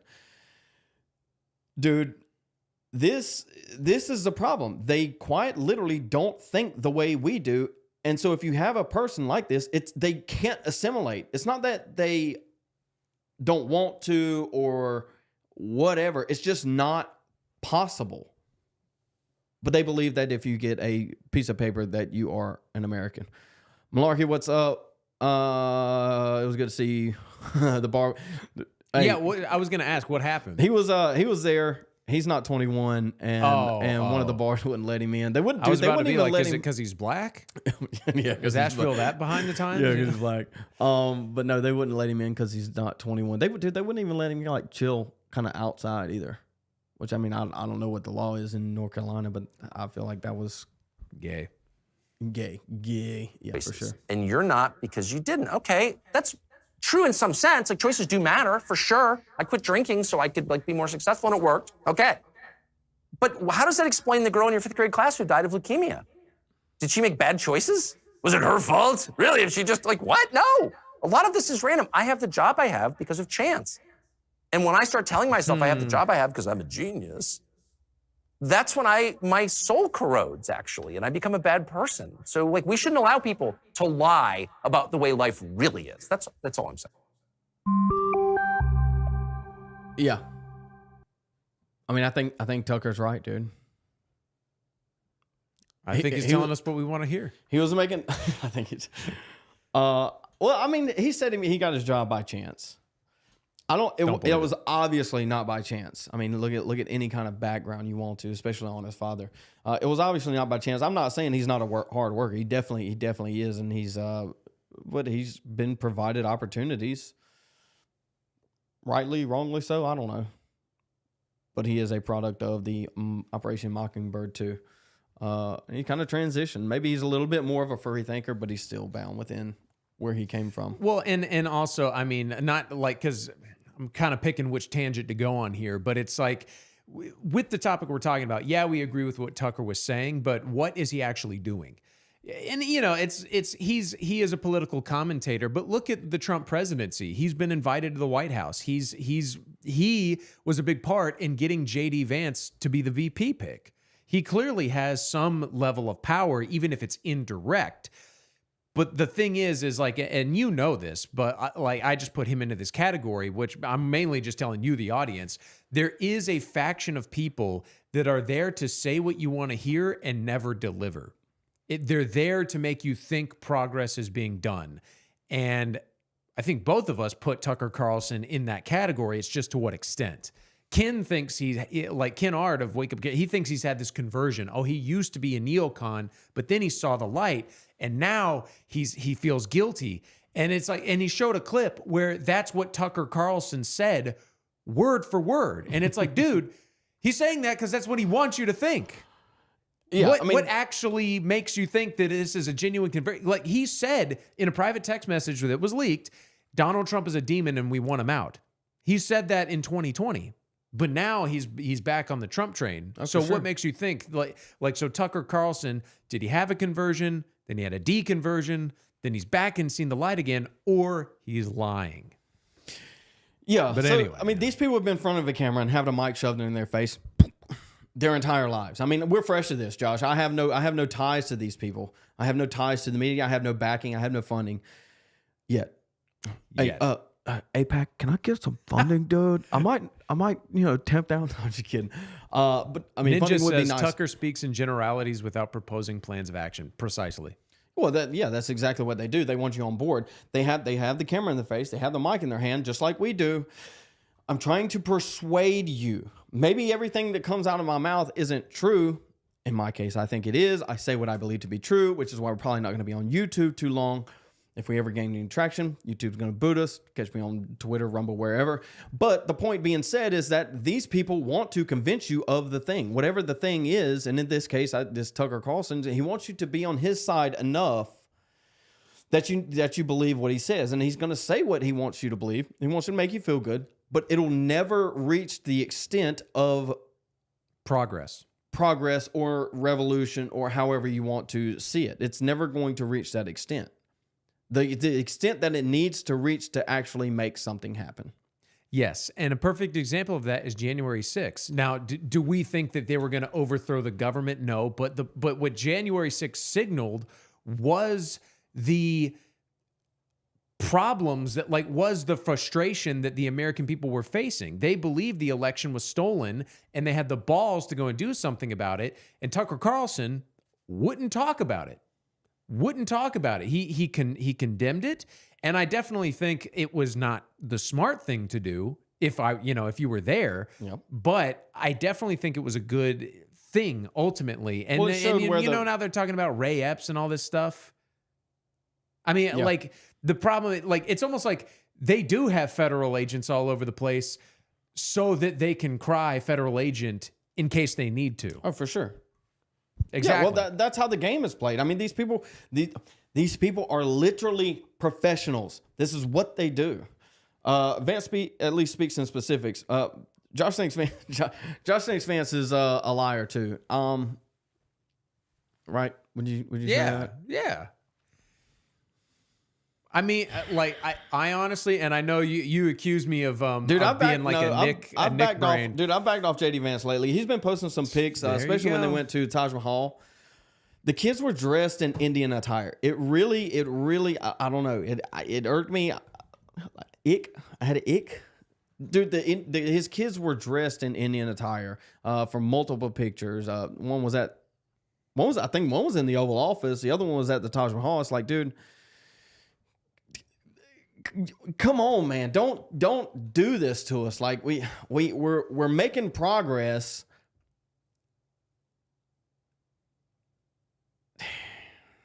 Are you coming around? Are you coming around, Zach? You can say it. It's really bad. I guess. What hope is there outside of Vance? You know what I mean? I mean, it's 2028 is either going to be Trump or Vance. Now at this rate, I don't know if it's there. I mean, we can't even deport significant numbers. I know they kind of redesignated what deport means, but here's the numbers aren't there, man. We gotta speed this thing up. So Ninja of Space says Samson fell to the influence of a woman. Vance is not immune. But that's kind of the point, isn't it? I don't think he married an Indian woman to betray his race specifically. I think he fell to his desires. But that's exactly the point. And if we want to make the Samson comparison, I mean, if JD Vance brings the entire structure down, I'm fine with that too. Let's go, dude. Fine with that too. I mean, if Samson can bring down the entire Coliseum, I think, and Vance, let's make this parallel, dude. Bring the system down, the whole thing. I don't care anymore. All of these load-bearing walls can fall down. See. And kind of back on the Tucker thing, you have people like the Weinsteins that are coming out, Lex Friedman, some of these guys from the intellectual dark web are kind of coming out, doing their own little podcast, what is it, All In podcast, things like this, where they're trying to leverage the vibe shift to their advantage. They see which way the wind's blowing. They're trying to, dude, these people want money. That's what they were after. 1, 2, they want influence. And so if you stick a camera and a mic in somebody's face, they want to influence. They want to get ahead of the narrative so that they can control the narrative. That's what they're after. I'm tired of it. That's why I put a camera and a mic in my face to tell you to stop following them. I'm right. I'm always right. Except maybe on Vance. Hey, let it pan out, man. I mean, I've never been 100% on Vance, obviously, but I do think there is something there. And as long as he's willing to take the stand, make the case for some form of American nationalism, I'm for it, dude. Let's not kick the can down the road on the question of what is an American and should Americans be able to retain their jobs, especially the middle class, especially truckers, when we have 10 million truck drivers in the nation. Obviously, they're not going to be replaced by AI tomorrow, but they could be replaced by invaders, and this is an issue. Exactly. Ladies and gentlemen, y'all have any questions before we peace out? I think we're going to close it up here in a second. What does Ninja of Spades mean? He says, hope y'all aren't blackpilling about the admin direction. I'm not sure, dude, I don't what you mean by that. By admin direction? The way Vance is going. No, I mean, I like the way Vance is going. The administration, The appearance that the pictures... I'm blackpilling. Josh has been blackpilled for a while. Josh, you didn't even vote for Trump, did you? I did not. Groiper. Josh is a groiper if anybody wanted to know. But just don't tell my don't tell my boss that. I hope y'all ain't blackpilling about that measure. Yeah, I mean, I'm not blackpilling necessarily, but there are questions that should be raised when you have the vice president parading his children around in Indian attire, traditional Indian attire, and his wife is an Indian. It's like, if you're going to be an American, be an American. And this includes dressing your children up in what is traditionally American. Like they were, the Indians, what they wear, these straight draped, long dress shirts. They look like they got 10 pounds of starch in them. Yeah. Yeah, dude. Put a coat and tie on them. I mean, worst case, not some Indian colorful. And the thing is I don't know if you remember this. This was on a show a while back. We were debating JD Vance back then, and I basically brought up, like, we talked about the physiognomy debate in the same show, and I was like, look at JD Vance. Does he look like the kind of person that's going to lay down, his feet? Like, is he going to lay down the law with his wife? And then I heard this later, and again, this is coming from Nick, but he says, according to report, and people and media and whatever, that his wife is a bitch. Which, I mean, and to me, it's just like that. It's the type, you know what I mean? It's like he seems like a guy who's totally pussy whipped. It does seem like that. And I make the case, dude. I make the case on the Indian attire specifically because some cultures are just better. If they are different, one is better than the other. And this is obviously the case. Look at India. It's trash filled. Look at the West. Prior to invasion, it was the greatest culture that has existed in the world. I mean, you could follow it from Great Britain in the mid 13th, 14th century on up to early 1900s in America. This is quite simply the case that Waspian culture is better than all other cultures. I'm not hating. That's just the case. It is. That's why everybody wants to come to Europe. That's why everybody wants to come to America. Nobody's leaving these countries and going to Africa. Nobody's leaving these countries and going to India. Nobody's leaving these countries and going to Asia, East Asia. They're just not. And so I'm not the one saying it. I am. But they're saying it by their actions. And if you say a thing with your mouth and your actions say something else, you then are you contradicting yourself? And so let's take the actions, Josh. If somebody wants to throw money somewhere, if somebody wants to replace themselves somewhere, maybe that somewhere else is better than what they're saying the other thing is. Yeah, absolutely. Absolutely. The thing I want to say, what was the guy we pulled up from John Ward's video, like Ondar, not Ondar Pichai, like something Thanadar, like Puti, yeah, Shri Thanadar, or Thane, whatever. This is a perfect example of where, like, we need to be realistic about the situation, which is we do not hate Indian people. Correct. We do not hate these people. But what we need to understand is when we have a merit-based society, you're going to get people of other races that are qualified, and that's all fine and well. But the problem introduces itself when they get in and they bring their difference with them, meaning their culture, meaning, or, you know, like we can get into that. But basically, Indians are extremely nepotistic. So it's all fine and well. You get an Indian guy working as a doctor, all fine and well, or working at an IT company. That's a better example. When an Indian gets a job promotion at an IT company, all fine and well. But they move up the ladder to management positions and they only hire Indians. This is where the problems really begin to manifest. And it sounds racist to say, well, let's not hire Indians in the first place. Sounds racist, but is it because they're not qualified, or is it because they introduce problems? It's okay to say we don't want them because they introduce problems, because they're foreigners, because they have this vastly different culture and spirit about them. Sorry, keep no, and I know, Malarkey's in the chat. He said, "I'm not going to lie, I have a hard time dating outside my race." LMAO. I get it in your case, you know what I mean? But no offense. I get it in your case, but basically, yeah. And the thing is, what is the thing? What are you pulling up this chat? There we go. Yeah, so yeah, like Josh said, just wanted to bring this up real quick. We showed this off the other day. This is just the case. Everyone is nepotistic other than whites. I mean, if you want someone to look at the data, this is the data. This is also paralleled across the board with other things other than just how racial groups rate each other. They've done studies on like drop wallets, who's on like honest cultures and things like this across the board. It's undeniable, and the people that do, I don't know what to tell them. Yeah, it just is the case. It's observable. I mean, I can throw up charts all day long, and it's all going to be the same thing. White Willie PP, what in the world? He said whites fought for destroying their German brothers in the 1940s. Absolutely, no more brothers' wars. We're tired of it.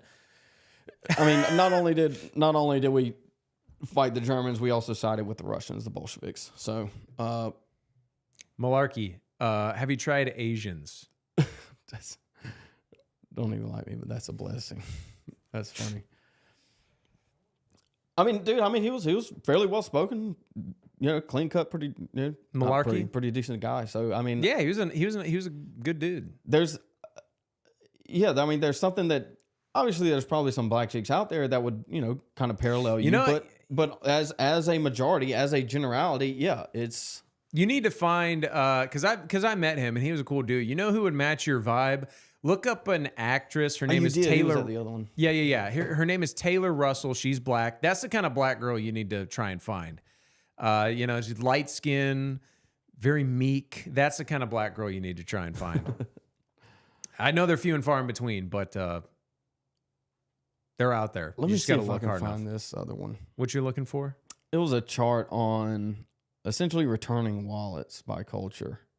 Oh, I know. Yeah, I know exactly what you're talking about. But yeah, and probably not. That's something, it's like, I was thinking about this the other day, like when you hear people, Myron said to not even try. Well, I mean, Myron's... It's an uphill battle for sure. Yeah, I get it, man. I get it. It's not that you don't have our sympathies, but stay away from the white women. No, I mean, I think that you should want your children to look like you. Yeah. I mean, this is paralleled by somebody like Muhammad Ali, right? I mean, who else? Malcolm X. I mean, all of these people advocated the same thing, and when we say it, it's bad. Your children, you should want your children to look like you. How is that a hard statement? Like, why? That's not racist. Yeah, and it was like something because you introduced me to Corey J. Mahler. Something he said was super profound to me, and I think it's worth repeating here, which is if you're mixed race or you're a parent in a mixed race household, if Zeb were to marry a black woman and then were to have children with her, he would have more in common genetically with me than his own children. And I think that is something worth repeating and worth kind of drilling into people's heads. Well, not only that, I mean, they've run studies. I mean, you can, quarrel with the studies if you will, but the studies reflect reality in this case. They've run studies on children that are mixed race, and they are confused. They have no real identity.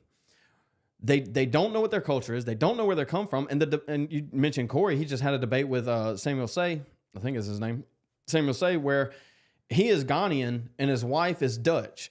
He has a mixed child. And Samuel Say, he is proud of his heritage. He is proud of being Ghanaian. But his actions, his words don't meet his actions. They don't match.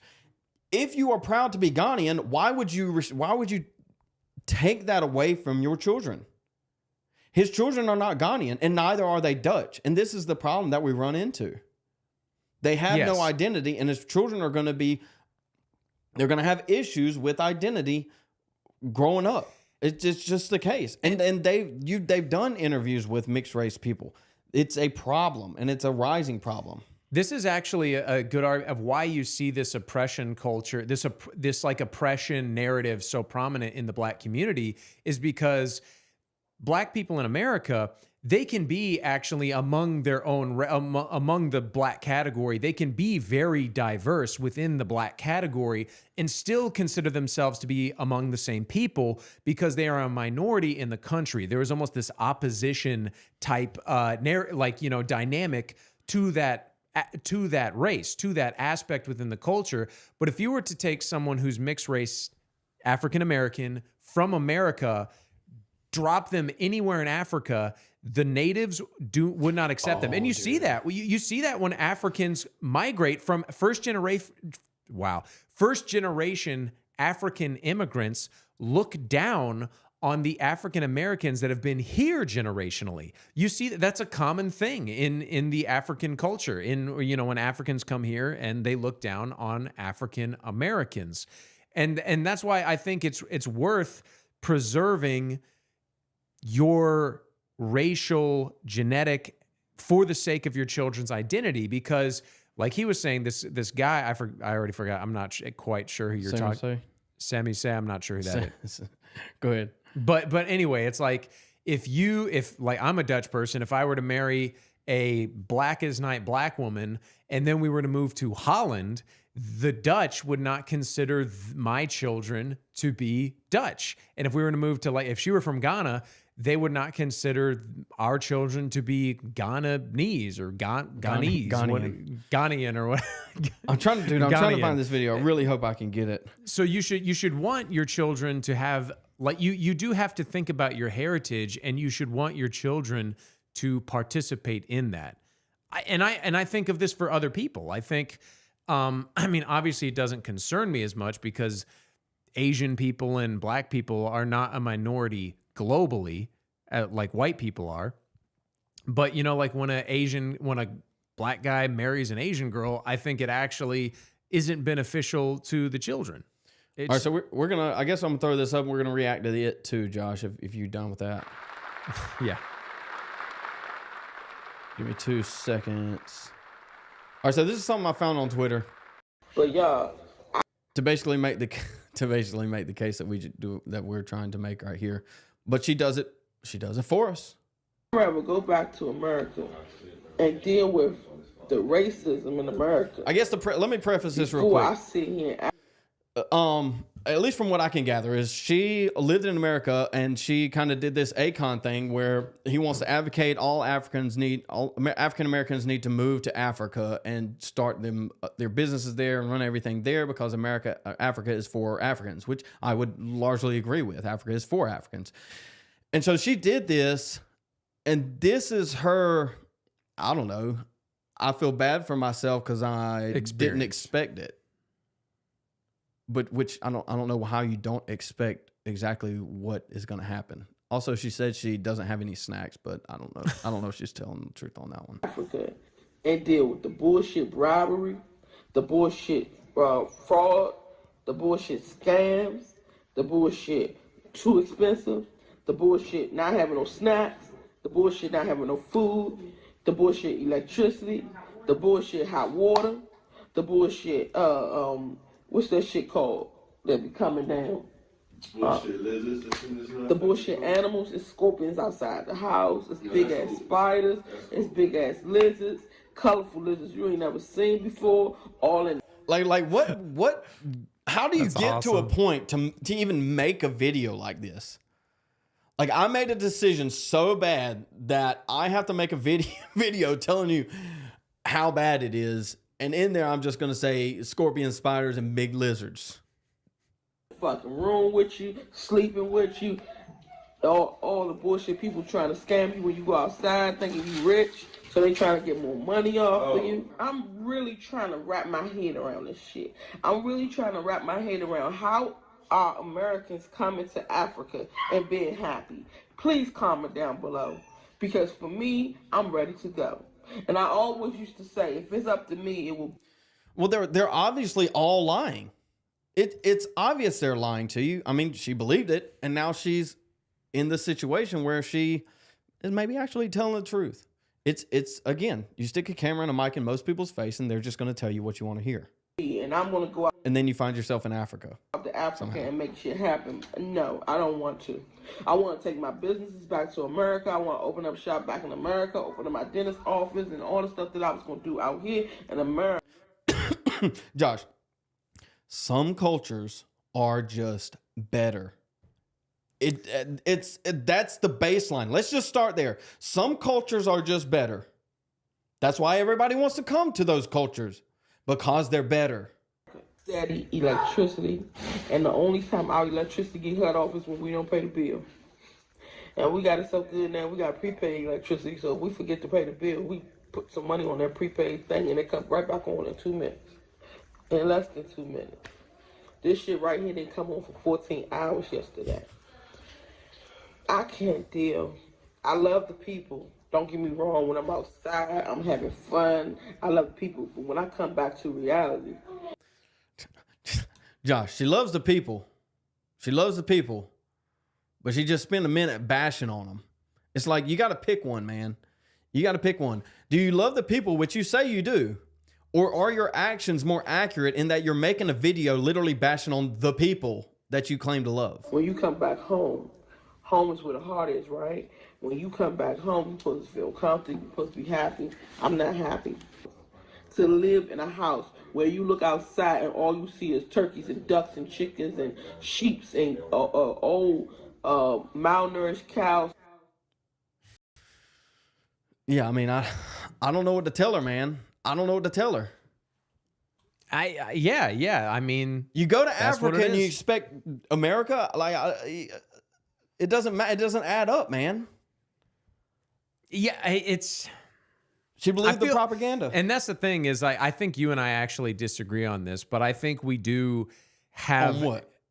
On that we have an obligation to the descendants of slaves, African Americans or Black Americans, where, like, I think, you know, like people like her, they say like, well, or Dr. Umar, for example, he's a Pan-Africanist, even though he doesn't advocate going back to Africa because he knows it's bad.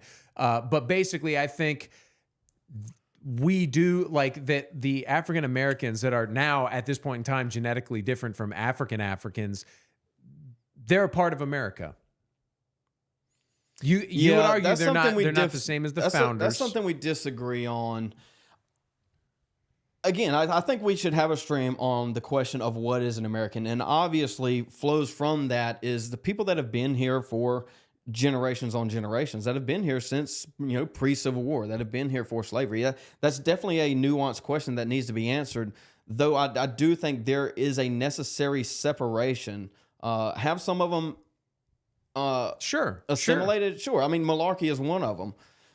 I mean, he's perfect example. Largely assimilated, and a lot of those guys that follow Myron, at least the ones I talked to, were well spoken, well dressed. I mean, they carried themselves well, and that's something that needs to be addressed. I mean, just like, you know, we were talking about earlier, I want my grandchildren to look like me, and I think Malarkey should want his grandchildren to look like you, which it sounds like he is, though it's more difficult. That's simply the case. I think we should make it easier. Well, it's like you said, where in the 60s, when they got rid of segregation, they didn't just undo segregation, they implemented integration, which is unnatural. If we could get back to naturalized segregation, that would be fine. I think that would help. I think allowing the First Amendment, freedom of association, and repealing something like civil rights will assist in this anti-segregationist error. Well, and the thing is you constantly hear about these like glory days of race relations in the 90s, but what was going in the 90s? There was heavy policing.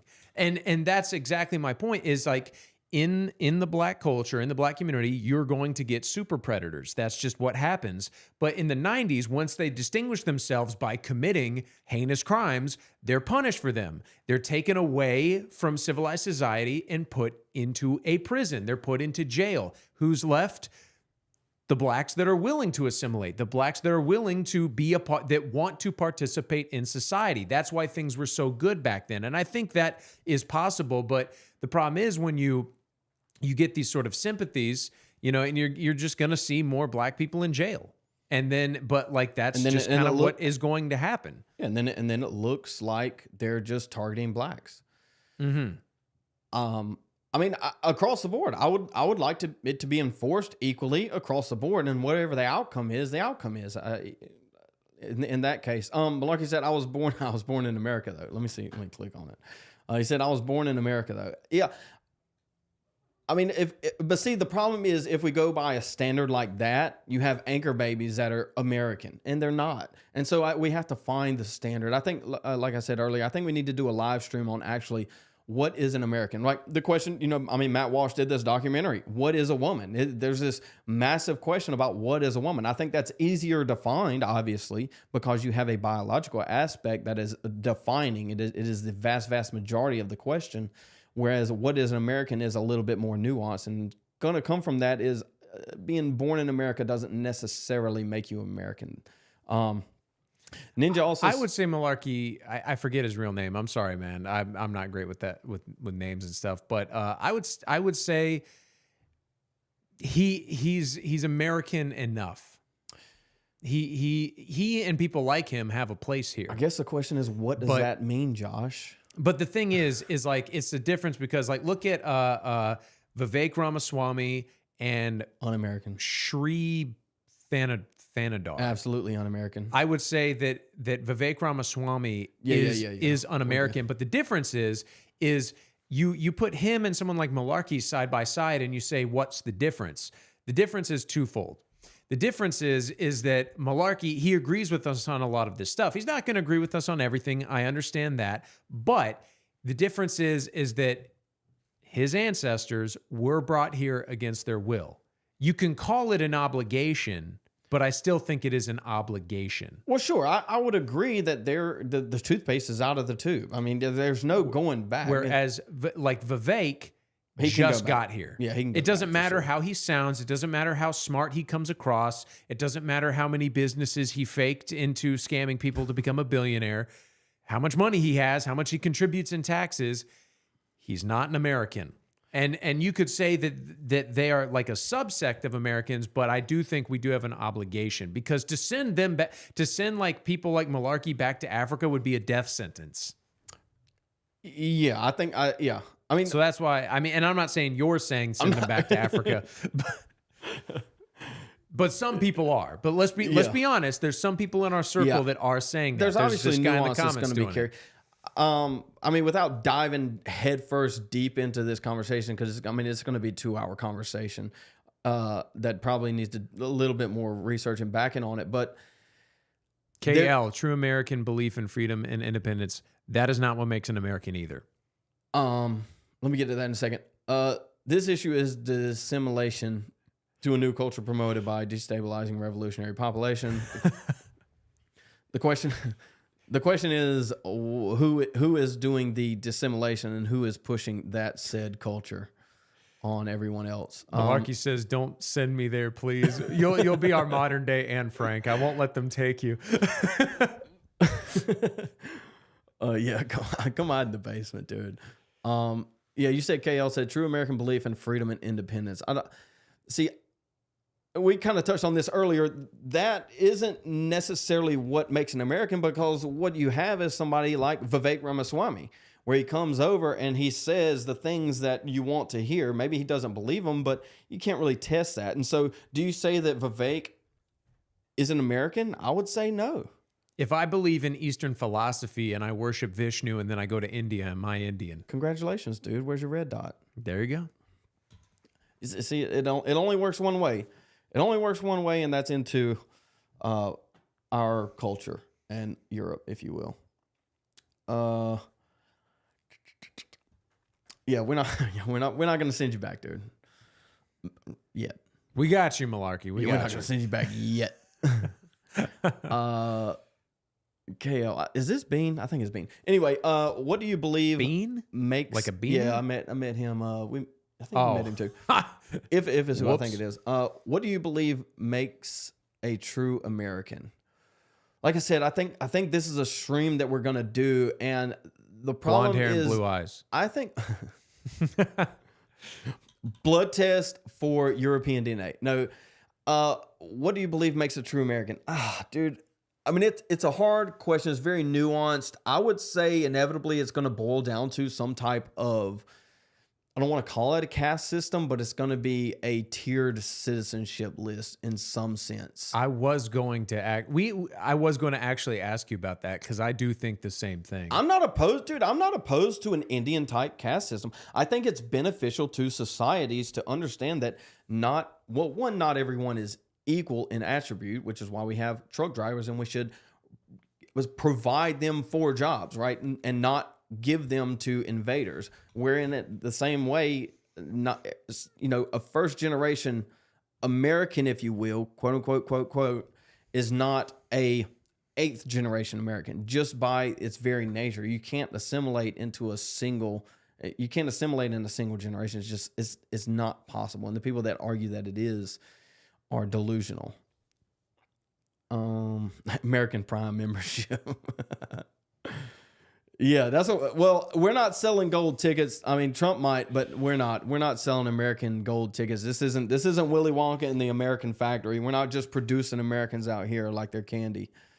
I'm starting to wonder if we should get the Fell For It Again award, like with the golden ticket thing. Like, has anything come of that, or was that basically just to piss us off? Maybe it was. Maybe it was just trying to get people talking. It was like $5 million for a golden ticket? It's like, are we just pumping out chocolate factory Americans over here? Well, the thing is like, but it was going to get us out of debt, Joshua. It's going to get us out of debt because the economy is going down, and capitalism and free trade, and we got to bring everybody over here because they can pay for a golden ticket. It was Howard Lutnick's idea, and that's all I'll say. Yeah. Oh, Lutnick.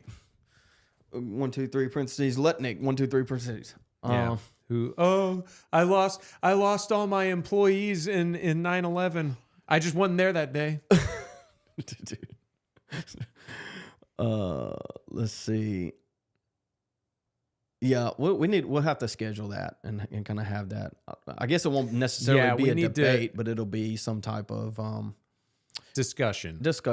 It's a question that I don't know if anybody has actually really answered it in necessary detail, and it's a question that's going to be raised more and more as time goes on, specifically with respect to what does it look like for America to win? Does it look like, again, are we selling golden tickets because the economy and we want GDP to go up and we want to have lower unemployment? So to have lower unemployment, we bring people in to fill the jobs and this and that. And does it look like America winning when our economy looks good and the houses are being torn down because they're just falling apart? Or does it look like America's winning because we are supplying the American people with a quality of life, even though it may be at the detriment to what GDP and the economy looks like, the sheer numbers? That is the inevitable question of that follows what is an American. Ninja of Space says the Hebrew lightning. Have you ever heard that expression before, Jew lightning? Yeah, Jew lightning. I heard it last week for the first time. Have you, dude? Yeah. I can't believe I never heard that before. Oh, there's an SNL skit on it, I probably dude. can't say it, but you know who told me that? You know who told me what that was? Yeah. Really? Yeah. Hold on. The problem is that the little hats control banking and government. That's true. And it's the thing is, like, it sounds like a conspiracy theory to say, just look at the names of the people, of the CEOs, of the CFOs, of these banks, people running. Like, who's the girl that just won in? Let me see if I the new Mexican president. Why is the president of Mexico Jewish?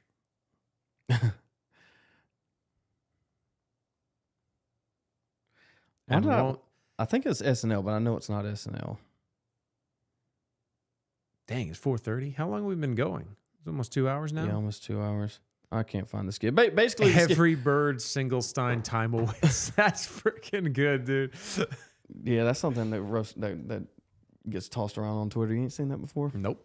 I need to get on Twitter. Basically, it goes, dude. I really want to say the joke, but I can't. I can't remember it. Dude, I got a terrible memory. Jew joke? I got a yes, worse memory. Yes, it's a Jew joke. It's a good Jew joke. I'm trying to think of Jew jokes I know. All of them are like Moses or Holocaust related. I don't know. Chat, give us some Jew jokes. I wonder if Google will give it to me. Probably not anymore. Everyberg, Singlestein, Timowitz. That's a good one. I definitely think the race and IQ discussion or like, oh no, what is an American? That's what Malarkey was talking about. We definitely, I don't know. I wonder if we should have Rodney on for that one. Would he be race and IQ? No, not that one. The what is an American debate or discussion? Because he would kind of offset us a little bit, kind of counter, ask the questions. I don't know. Yeah. Chat's been going pretty good. I think they could come up with some good questions. Why did Einstein develop the theory of relativity? Tell us. We'll wait. He'll probably post it. I don't know. Maybe we can make that happen next week. Maybe we can make it happen next week. That'll be good. Dude, my whole week is out of whack. I swear to God, it is Thursday today, but I know it isn't. Isn't it? Oh, today's Wednesday. Today's Wednesday. My week's out of whack too. I don't know what happened.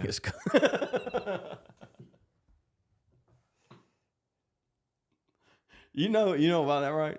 He married his cousin. I heard, yeah. I didn't know how true it was, but I will tell you this, chat. This is true, though it's taboo. The optimal, I guess, essentially marriage would be third and fourth cousin to make kids for offspring. Biologically, that's what we are designed for, is to essentially have kids with our third and fourth cousin, which would be like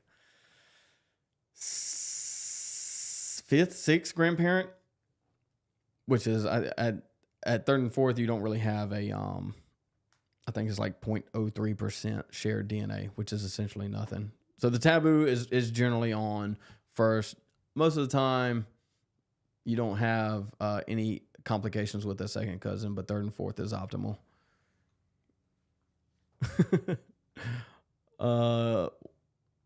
We got chat tossing stones at us. Give us a shout out to the 250 Spanish Blue Division that fought against Zionism and communism in the 40s. Spanish Blue Division. I'll have to Google that one. Shout out, though. Anybody fighting against Zionism and communism, good on me.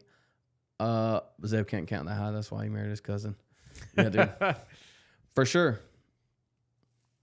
I was talking about that with my girlfriend. I was like, Zeb has, at least like time frame wise, the ideal marriage, because you married your high school, like 9th grade high school sweetheart. Literally your like whole high school career sweetheart. didn't need that info, but okay. Yeah, well, I got it. Hey, that's just how it is, dude. I mean, I'm here to tell the truth, regardless of what chat thinks. You know, take it or leave it. But that is that's where it's at.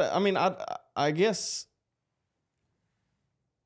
most people see it as, at least socially in America, as incestuous at 3rd and 4th, but it's not necessarily the case if you look at a tree where a 3rd and 4th cousin would be related. It makes more sense. Well, the good news it makes more sense visualizing it on a tree than it does saying it out of your mouth. It sounds bad. So is that married to sweetheart? The first part of this one is true. We've been together since 9th grade. I was going to say that the good news I wasn't homeschooled though. The good news is that though most Americans don't view it that way, when we're replaced by Indians, then they will. What? Come on, man. It was a joke. Like I don't know if it was in reference to you said how most Americans don't think 3rd and 4th generation, they think that's incest. Yeah. When we're replaced by Indians, then they won't anymore. Yeah. Probably man his wife and child will even do it. Thank you, Yellow Moth. Sorry, Casual Mining. I did give you the info though. Generally, if you look back in time, that's how most people kind of married. They married into people that they were loosely related to, and it was essentially boiled down to 3rd, 4th, 5th cousins because you didn't leave the village necessarily. And I think I bet you would be very, very surprised, especially in small towns where people have lived there generationally, how many people are actually closely related. A lot of them may just not even know it. So Malarkey says, would y'all rather have a bunch of blacks or a bunch of Indians in the country? And this is a good question. I think it's an easy answer. It depends on the blacks. If they're Haitians, then I have to go with Indians. If they're people like you, or even if they're the blacks we have now, I'd probably rather go with them because at least they speak English. I think the easy answer. It also depends blacks. on what you mean by a bunch. If it was like, yeah, I mean, a bunch of Indians is a lot more than a bunch of blacks. Yeah. I mean, you're looking at what, 8, or you're looking at 1 billion people in India. But yeah, I think the easy answer would be blacks. See, I mean, I only work with mostly ones that come from Brahmin, which are the highest tier in the caste system, though they deny their caste system if you're watching. But it matters. It really does matter. Yeah. Depends on the Indians, depends on the blacks. Like majority African American or Indian, I'd have to go majority African American. Yeah, I think so too. Josh is shaking your camera. What am I doing? I thought you were shaking your leg. I don't know. The camera's... Dude, we need to do a studio tour. I'm going to do it right now. I'm just kidding. Actually, self-white communists pushed for integration of blacks in the 60s. Yeah, I mean, right. I am, and this may come off however, because I got in trouble for it before, but I am not necessarily against segregation in itself. And that doesn't mean oppression. That doesn't mean oppression. Correct. And if you don't have essentially enforced segregation, then the civil rights that nullified any type of voluntary segregation is really what kind of led to the destruction of race relations in America. And the thing is like most people want this. And by people, I mean blacks are pushing to have black only spaces. And that's the thing is it's like, I don't think that's bad. I don't think that blacks wanting to have a place where no whites are allowed is bad. I don't think whites wanting to have a place where no blacks are allowed is bad. and having places where both are allowed is bad either. You can, like, why must everywhere be for everybody? I mean, is my house open to all my neighbors? No. Yeah, I mean, Malarkey's kind of making this case too. Yeah, it only goes one way. You're only allowed to do it one way. I do want to make this point too, is, you know, I don't know if you remember back in like 2020, 2021, where this rise of BLM, where they wanted this idea of kind of push black-owned businesses, and they did this by segregating on something like Amazon. They segregated all the businesses that were selling things into one thing, and they kind of pushed this forward. They wanted to segregate, right? They wanted to, you know, it's a indirect reparations, if you will. But if you do it the other way around, it's you know, no bueno. And people want to be segregated naturally. Look at any map of a larger city broken down by demographics. We are naturally separated by nature. We want to be with people that are like us. Again, think of if you're in any decent sized town or decent sized city, think about the neighborhoods. The neighborhoods are segregated within themselves. They're not even usually segregated by income as much as they are by demographic. And humans are just naturally that way. Right. Everybody likes the white neighborhoods. That's why when you get a car insurance lawsuit, that's why when you get a payout from whatever it is, when you fall at Walmart, you buy a new house in the white neighborhood. This is just the case. Yeah, because some cultures are better. This is a micro scale of everyone from South America to Asia to Africa moving into white cultured countries. So Malarkey says, I'm personally against segregation, but I understand the white perspective when 13% of the U.S. commit the most violent crimes. It's crazy because only 8% make me look bad, and I didn't even do anything. and here's the thing, that's just kind of like our lot in life. You know, like Jewish people will look at someone like Zeb and myself with disdain because the Nazis did bad things to them. We didn't do it. But Jewish people have a natural skepticism of Europeans and white people. Yeah, I think Malarkey understands this. I think he understands that we can't operate on individuals at a mass scale. We have to operate on generalities. I think he understands that. I mean, just like I'm, you know, I gave him compliments earlier. Like, he's an individual. If I go meet the individual and I talk to them, I have a different perspective on the thing rather than just applying generalities. But moving forward, if I'm walking down the street, middle of the night, middle of the day, whenever it is, I have to profile someone on the information I'm given. And largely those are generalities. If you're, again, I'm not saying white or black. You can apply the way you're dressed, right? We know a homeless person by how they look, how they dress, and how they carry themselves. Typically, this is not. You don't have to apply demographics there, or at least race demographics, but we can profile people and apply generalities from it. Like, I know, a crackhead walking down the street. You know what they look like. That's an application from generalities, not necessarily individuals, and we can't operate on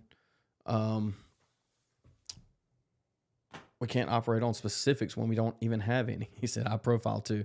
This is pattern recognition. Yes, it's pattern recognition. You have to. I mean, everybody does it, and yet some people want to deny it and say colorblind, but they just aren't. And that's the thing is, can you bring up that comment again about pattern recognition? It is pattern recognition. Is you see trends in certain groups and people see those, they understand them, and they recognize them. So if you, for example, Malarkey, you're black, and I know this is what you're saying, so I'm mainly talking to just people in general. If you're being profiled because you're black, and a lot of black people commit 13% of the population commits 50% of the crimes, is the problem the profiling or the people doing the crimes? So and I get that you agree with this. I'm saying, like, Dr. Umar Johnson, for example, his problem should not be fixing the people that profile. It should be fixing the reason you're being profiled negatively, because everyone he profiles. He's like a anti-white racist, you know, so everyone does it. Profiling is in our nature. Like you said, it's pattern recognition. That's a fundamental aspect of our nature. We're not going to get rid of that. So fix the pattern, not the profiler. Yeah, I'm trying to find something real quick to answer Ninja's question he just asked. He asked, as a Marine, are you hypervigilant? So when we were in the Marine Corps, we had a color scale. I'm trying to remember what it's called. Anyway, it went white, yellow, orange, red, black. And so it essentially labeled the attentiveness to your situational awareness based on that color scale. Give me 1 second. I'm going to find it and see if color code of mental awareness. It has a name. What was the name of it? Anyway, awareness color chart. I'll send this one up here, and I'll explain it. See the photos. I'm going to explain this to you real quick. I want to do this with some more of the Marine Corps stuff, because a lot of it's applicable in the real world. Nobody ever goes through to it. I think this is going to start a thing. No, it's not. Okay, perfect. Let's do this. Boom. You know what I was thinking about? How if we become big enough, people are probably going to accuse you of being a Fed because you have because you were in the Marines. Yep, I'm a Fed. Everybody tweet that out. Zeb's a Fed, so everybody come listen. Listen. That's good. Myron does Fed talk or something like that, where he talks about Fed stuff. This is color code of mental awareness, the preparedness scale. And so we're going to it has a name. I can't remember the name because everything in the Marine Corps has an acronym, but it's like OODA loop: observe, orient, decide, act. Anyway, this one's black, red, orange, yellow, white. White is unaware, potential victim, right? You're not paying attention at all. Yellow is situationally aware, where you're kind of loosely, you understand the position you're in. You kind of walk down. You're not really alert. You're not looking around. You're not looking for an exit. You're not looking for threats. Orange is recognize a specific potential threat, right? Orange, you're there. You're looking around. Okay, you see something. Now my alertness goes up, and I'm there. Ready to fight. Red, again, you're ready. You're like like a little stalking somebody, like a little lion, little mountain lion. But and then black is in the fight, but also black is shut down. And a lot of people do shut down when they hit the black. It's a psychological effect where, you've heard fight or flight. Well, it's not necessarily flight. People just shut down and they don't know what to do. This is why when you're watching videos of people in a situation, they just they lose it. There's nothing there for them to actually process, and they get in the black and they're done. This isn't the greatest chart, but it gets the point across where you want to maintain yourself in the orange. You can relax in the yellow at the house, but you never really want to be in the white. Nobody wants to be not situationally aware, even in your home. I mean, if I'm in the bed, maybe I'm still, kind of thinking about maybe the front door. Is the front door locked? Little anxiety kind of comes with that. But yeah, we want outside and moving around. We want to kind of float in that orange. And then obviously the red is kind of really heightened alert. We're looking for something. Like I was at the debate the other day. I was at we were outside at USC the other day too. I'm sitting in the orange, especially when Myron's talking. If I see somebody, like there was a guy walking around at the debate yesterday that kind of looked questionable, a little bit of profiling going on. So I'm sitting in the red. I'm ready to do something. I don't have anything on me. There's cops there. So, maybe I'll let them take care of it. But if I'm in the position, I'm definitely going to do something if I can. But yeah, I guess the question is, am I hypervigilant? I would say yes, but not to the extent of sitting in the red all the time. And I would say it's actually more advantageous to like when you're profiling people, you're more often than not going to get hurt by avoiding the urge to profile than profiling someone wrong. You know what I mean? Yeah. Let me see. I jumped to red over almost anything surprising. Yeah, well, you can't do that. You have to kind of regulate what you do. It's exhausting. If you sit in the red a lot, it's exhausting. We're gonna read through this one too. This is a good little learning experience if we can get it. Boom. Let's read this one, Josh. Where are we at? Awareness color code chart. White, lowest level. I feel like that's the same thing, just on a different chart. It is. It's the same thing. It's got a little bit more words. You're switched off. You're unaware of what is going on around you. Not really ready for anything. Reasons affecting why one may be in this condition may include sleep, fatigue, stress, impairment due to drugs and alcohol. Sure. Yeah. Good enough. Yellow, you're alert, aware, but also calm and relaxed. You're alert to your surroundings and environment and to the people who occupy it, to their body language. You are alert, not paranoid. In this state, it is difficult for someone to surprise you. Yep. Orange, heightened level of awareness. You sense that something is not right. The time to evaluate and formulate a plan. Evasion and diffusion works best here before the next level. Right. Yeah. I mean, this is essentially what I was saying earlier, where you're yellow, you're aware, but you're not really looking for anything. Orange, you're kind of aware. I don't know. You're sitting in a diner. You're in the corner. You make sure you can get out of here. I know. I don't. Just generally, men, I think, should and most do. When you sit down at a restaurant, you kind of want your back to the wall so you can see what's going on. That's orange, right? You kind of want to be able to get out of the situation if it ever comes up. And then red, the fight is on, right? Something happens. You're taking decisive and immediate action. Recognize that attack rituals and setup helps one to avoid this level. Yep. So if you exist in red, it's exhausting. I would say I'm sitting orange most of the time if I can. Almost always in yellow. White is when I'm asleep. Yep, right, sleep. Ready to call it? Yeah, if we can go ahead and call it. Ninja, thank you. Malarkey, thank you for sticking around. Willie PP, welcome. Casual Mining, welcome. Yellow Moth, thank you, boys, for sticking around. Yeah, I mean, we need foreigners out. I mean, right now, we need to get the foreigners out. That's what this whole stream was. And then we can kind of cross the bridge of blacks in America, right? We can tackle that one after we figure out what is going on with this influx of Haitians. Figure that out after this influx of Indians, after everything else. Then we can kind of deal with that. But we're not even close to figuring that one out yet. We're just quite literally being invaded. Simple as. Thank you, boys. We'll be here tomorrow, same time, 2:30 to 5. And if you're here for OSS, I'm sure Myron's going live here in a minute. So good luck, gentlemen, and we'll see you later.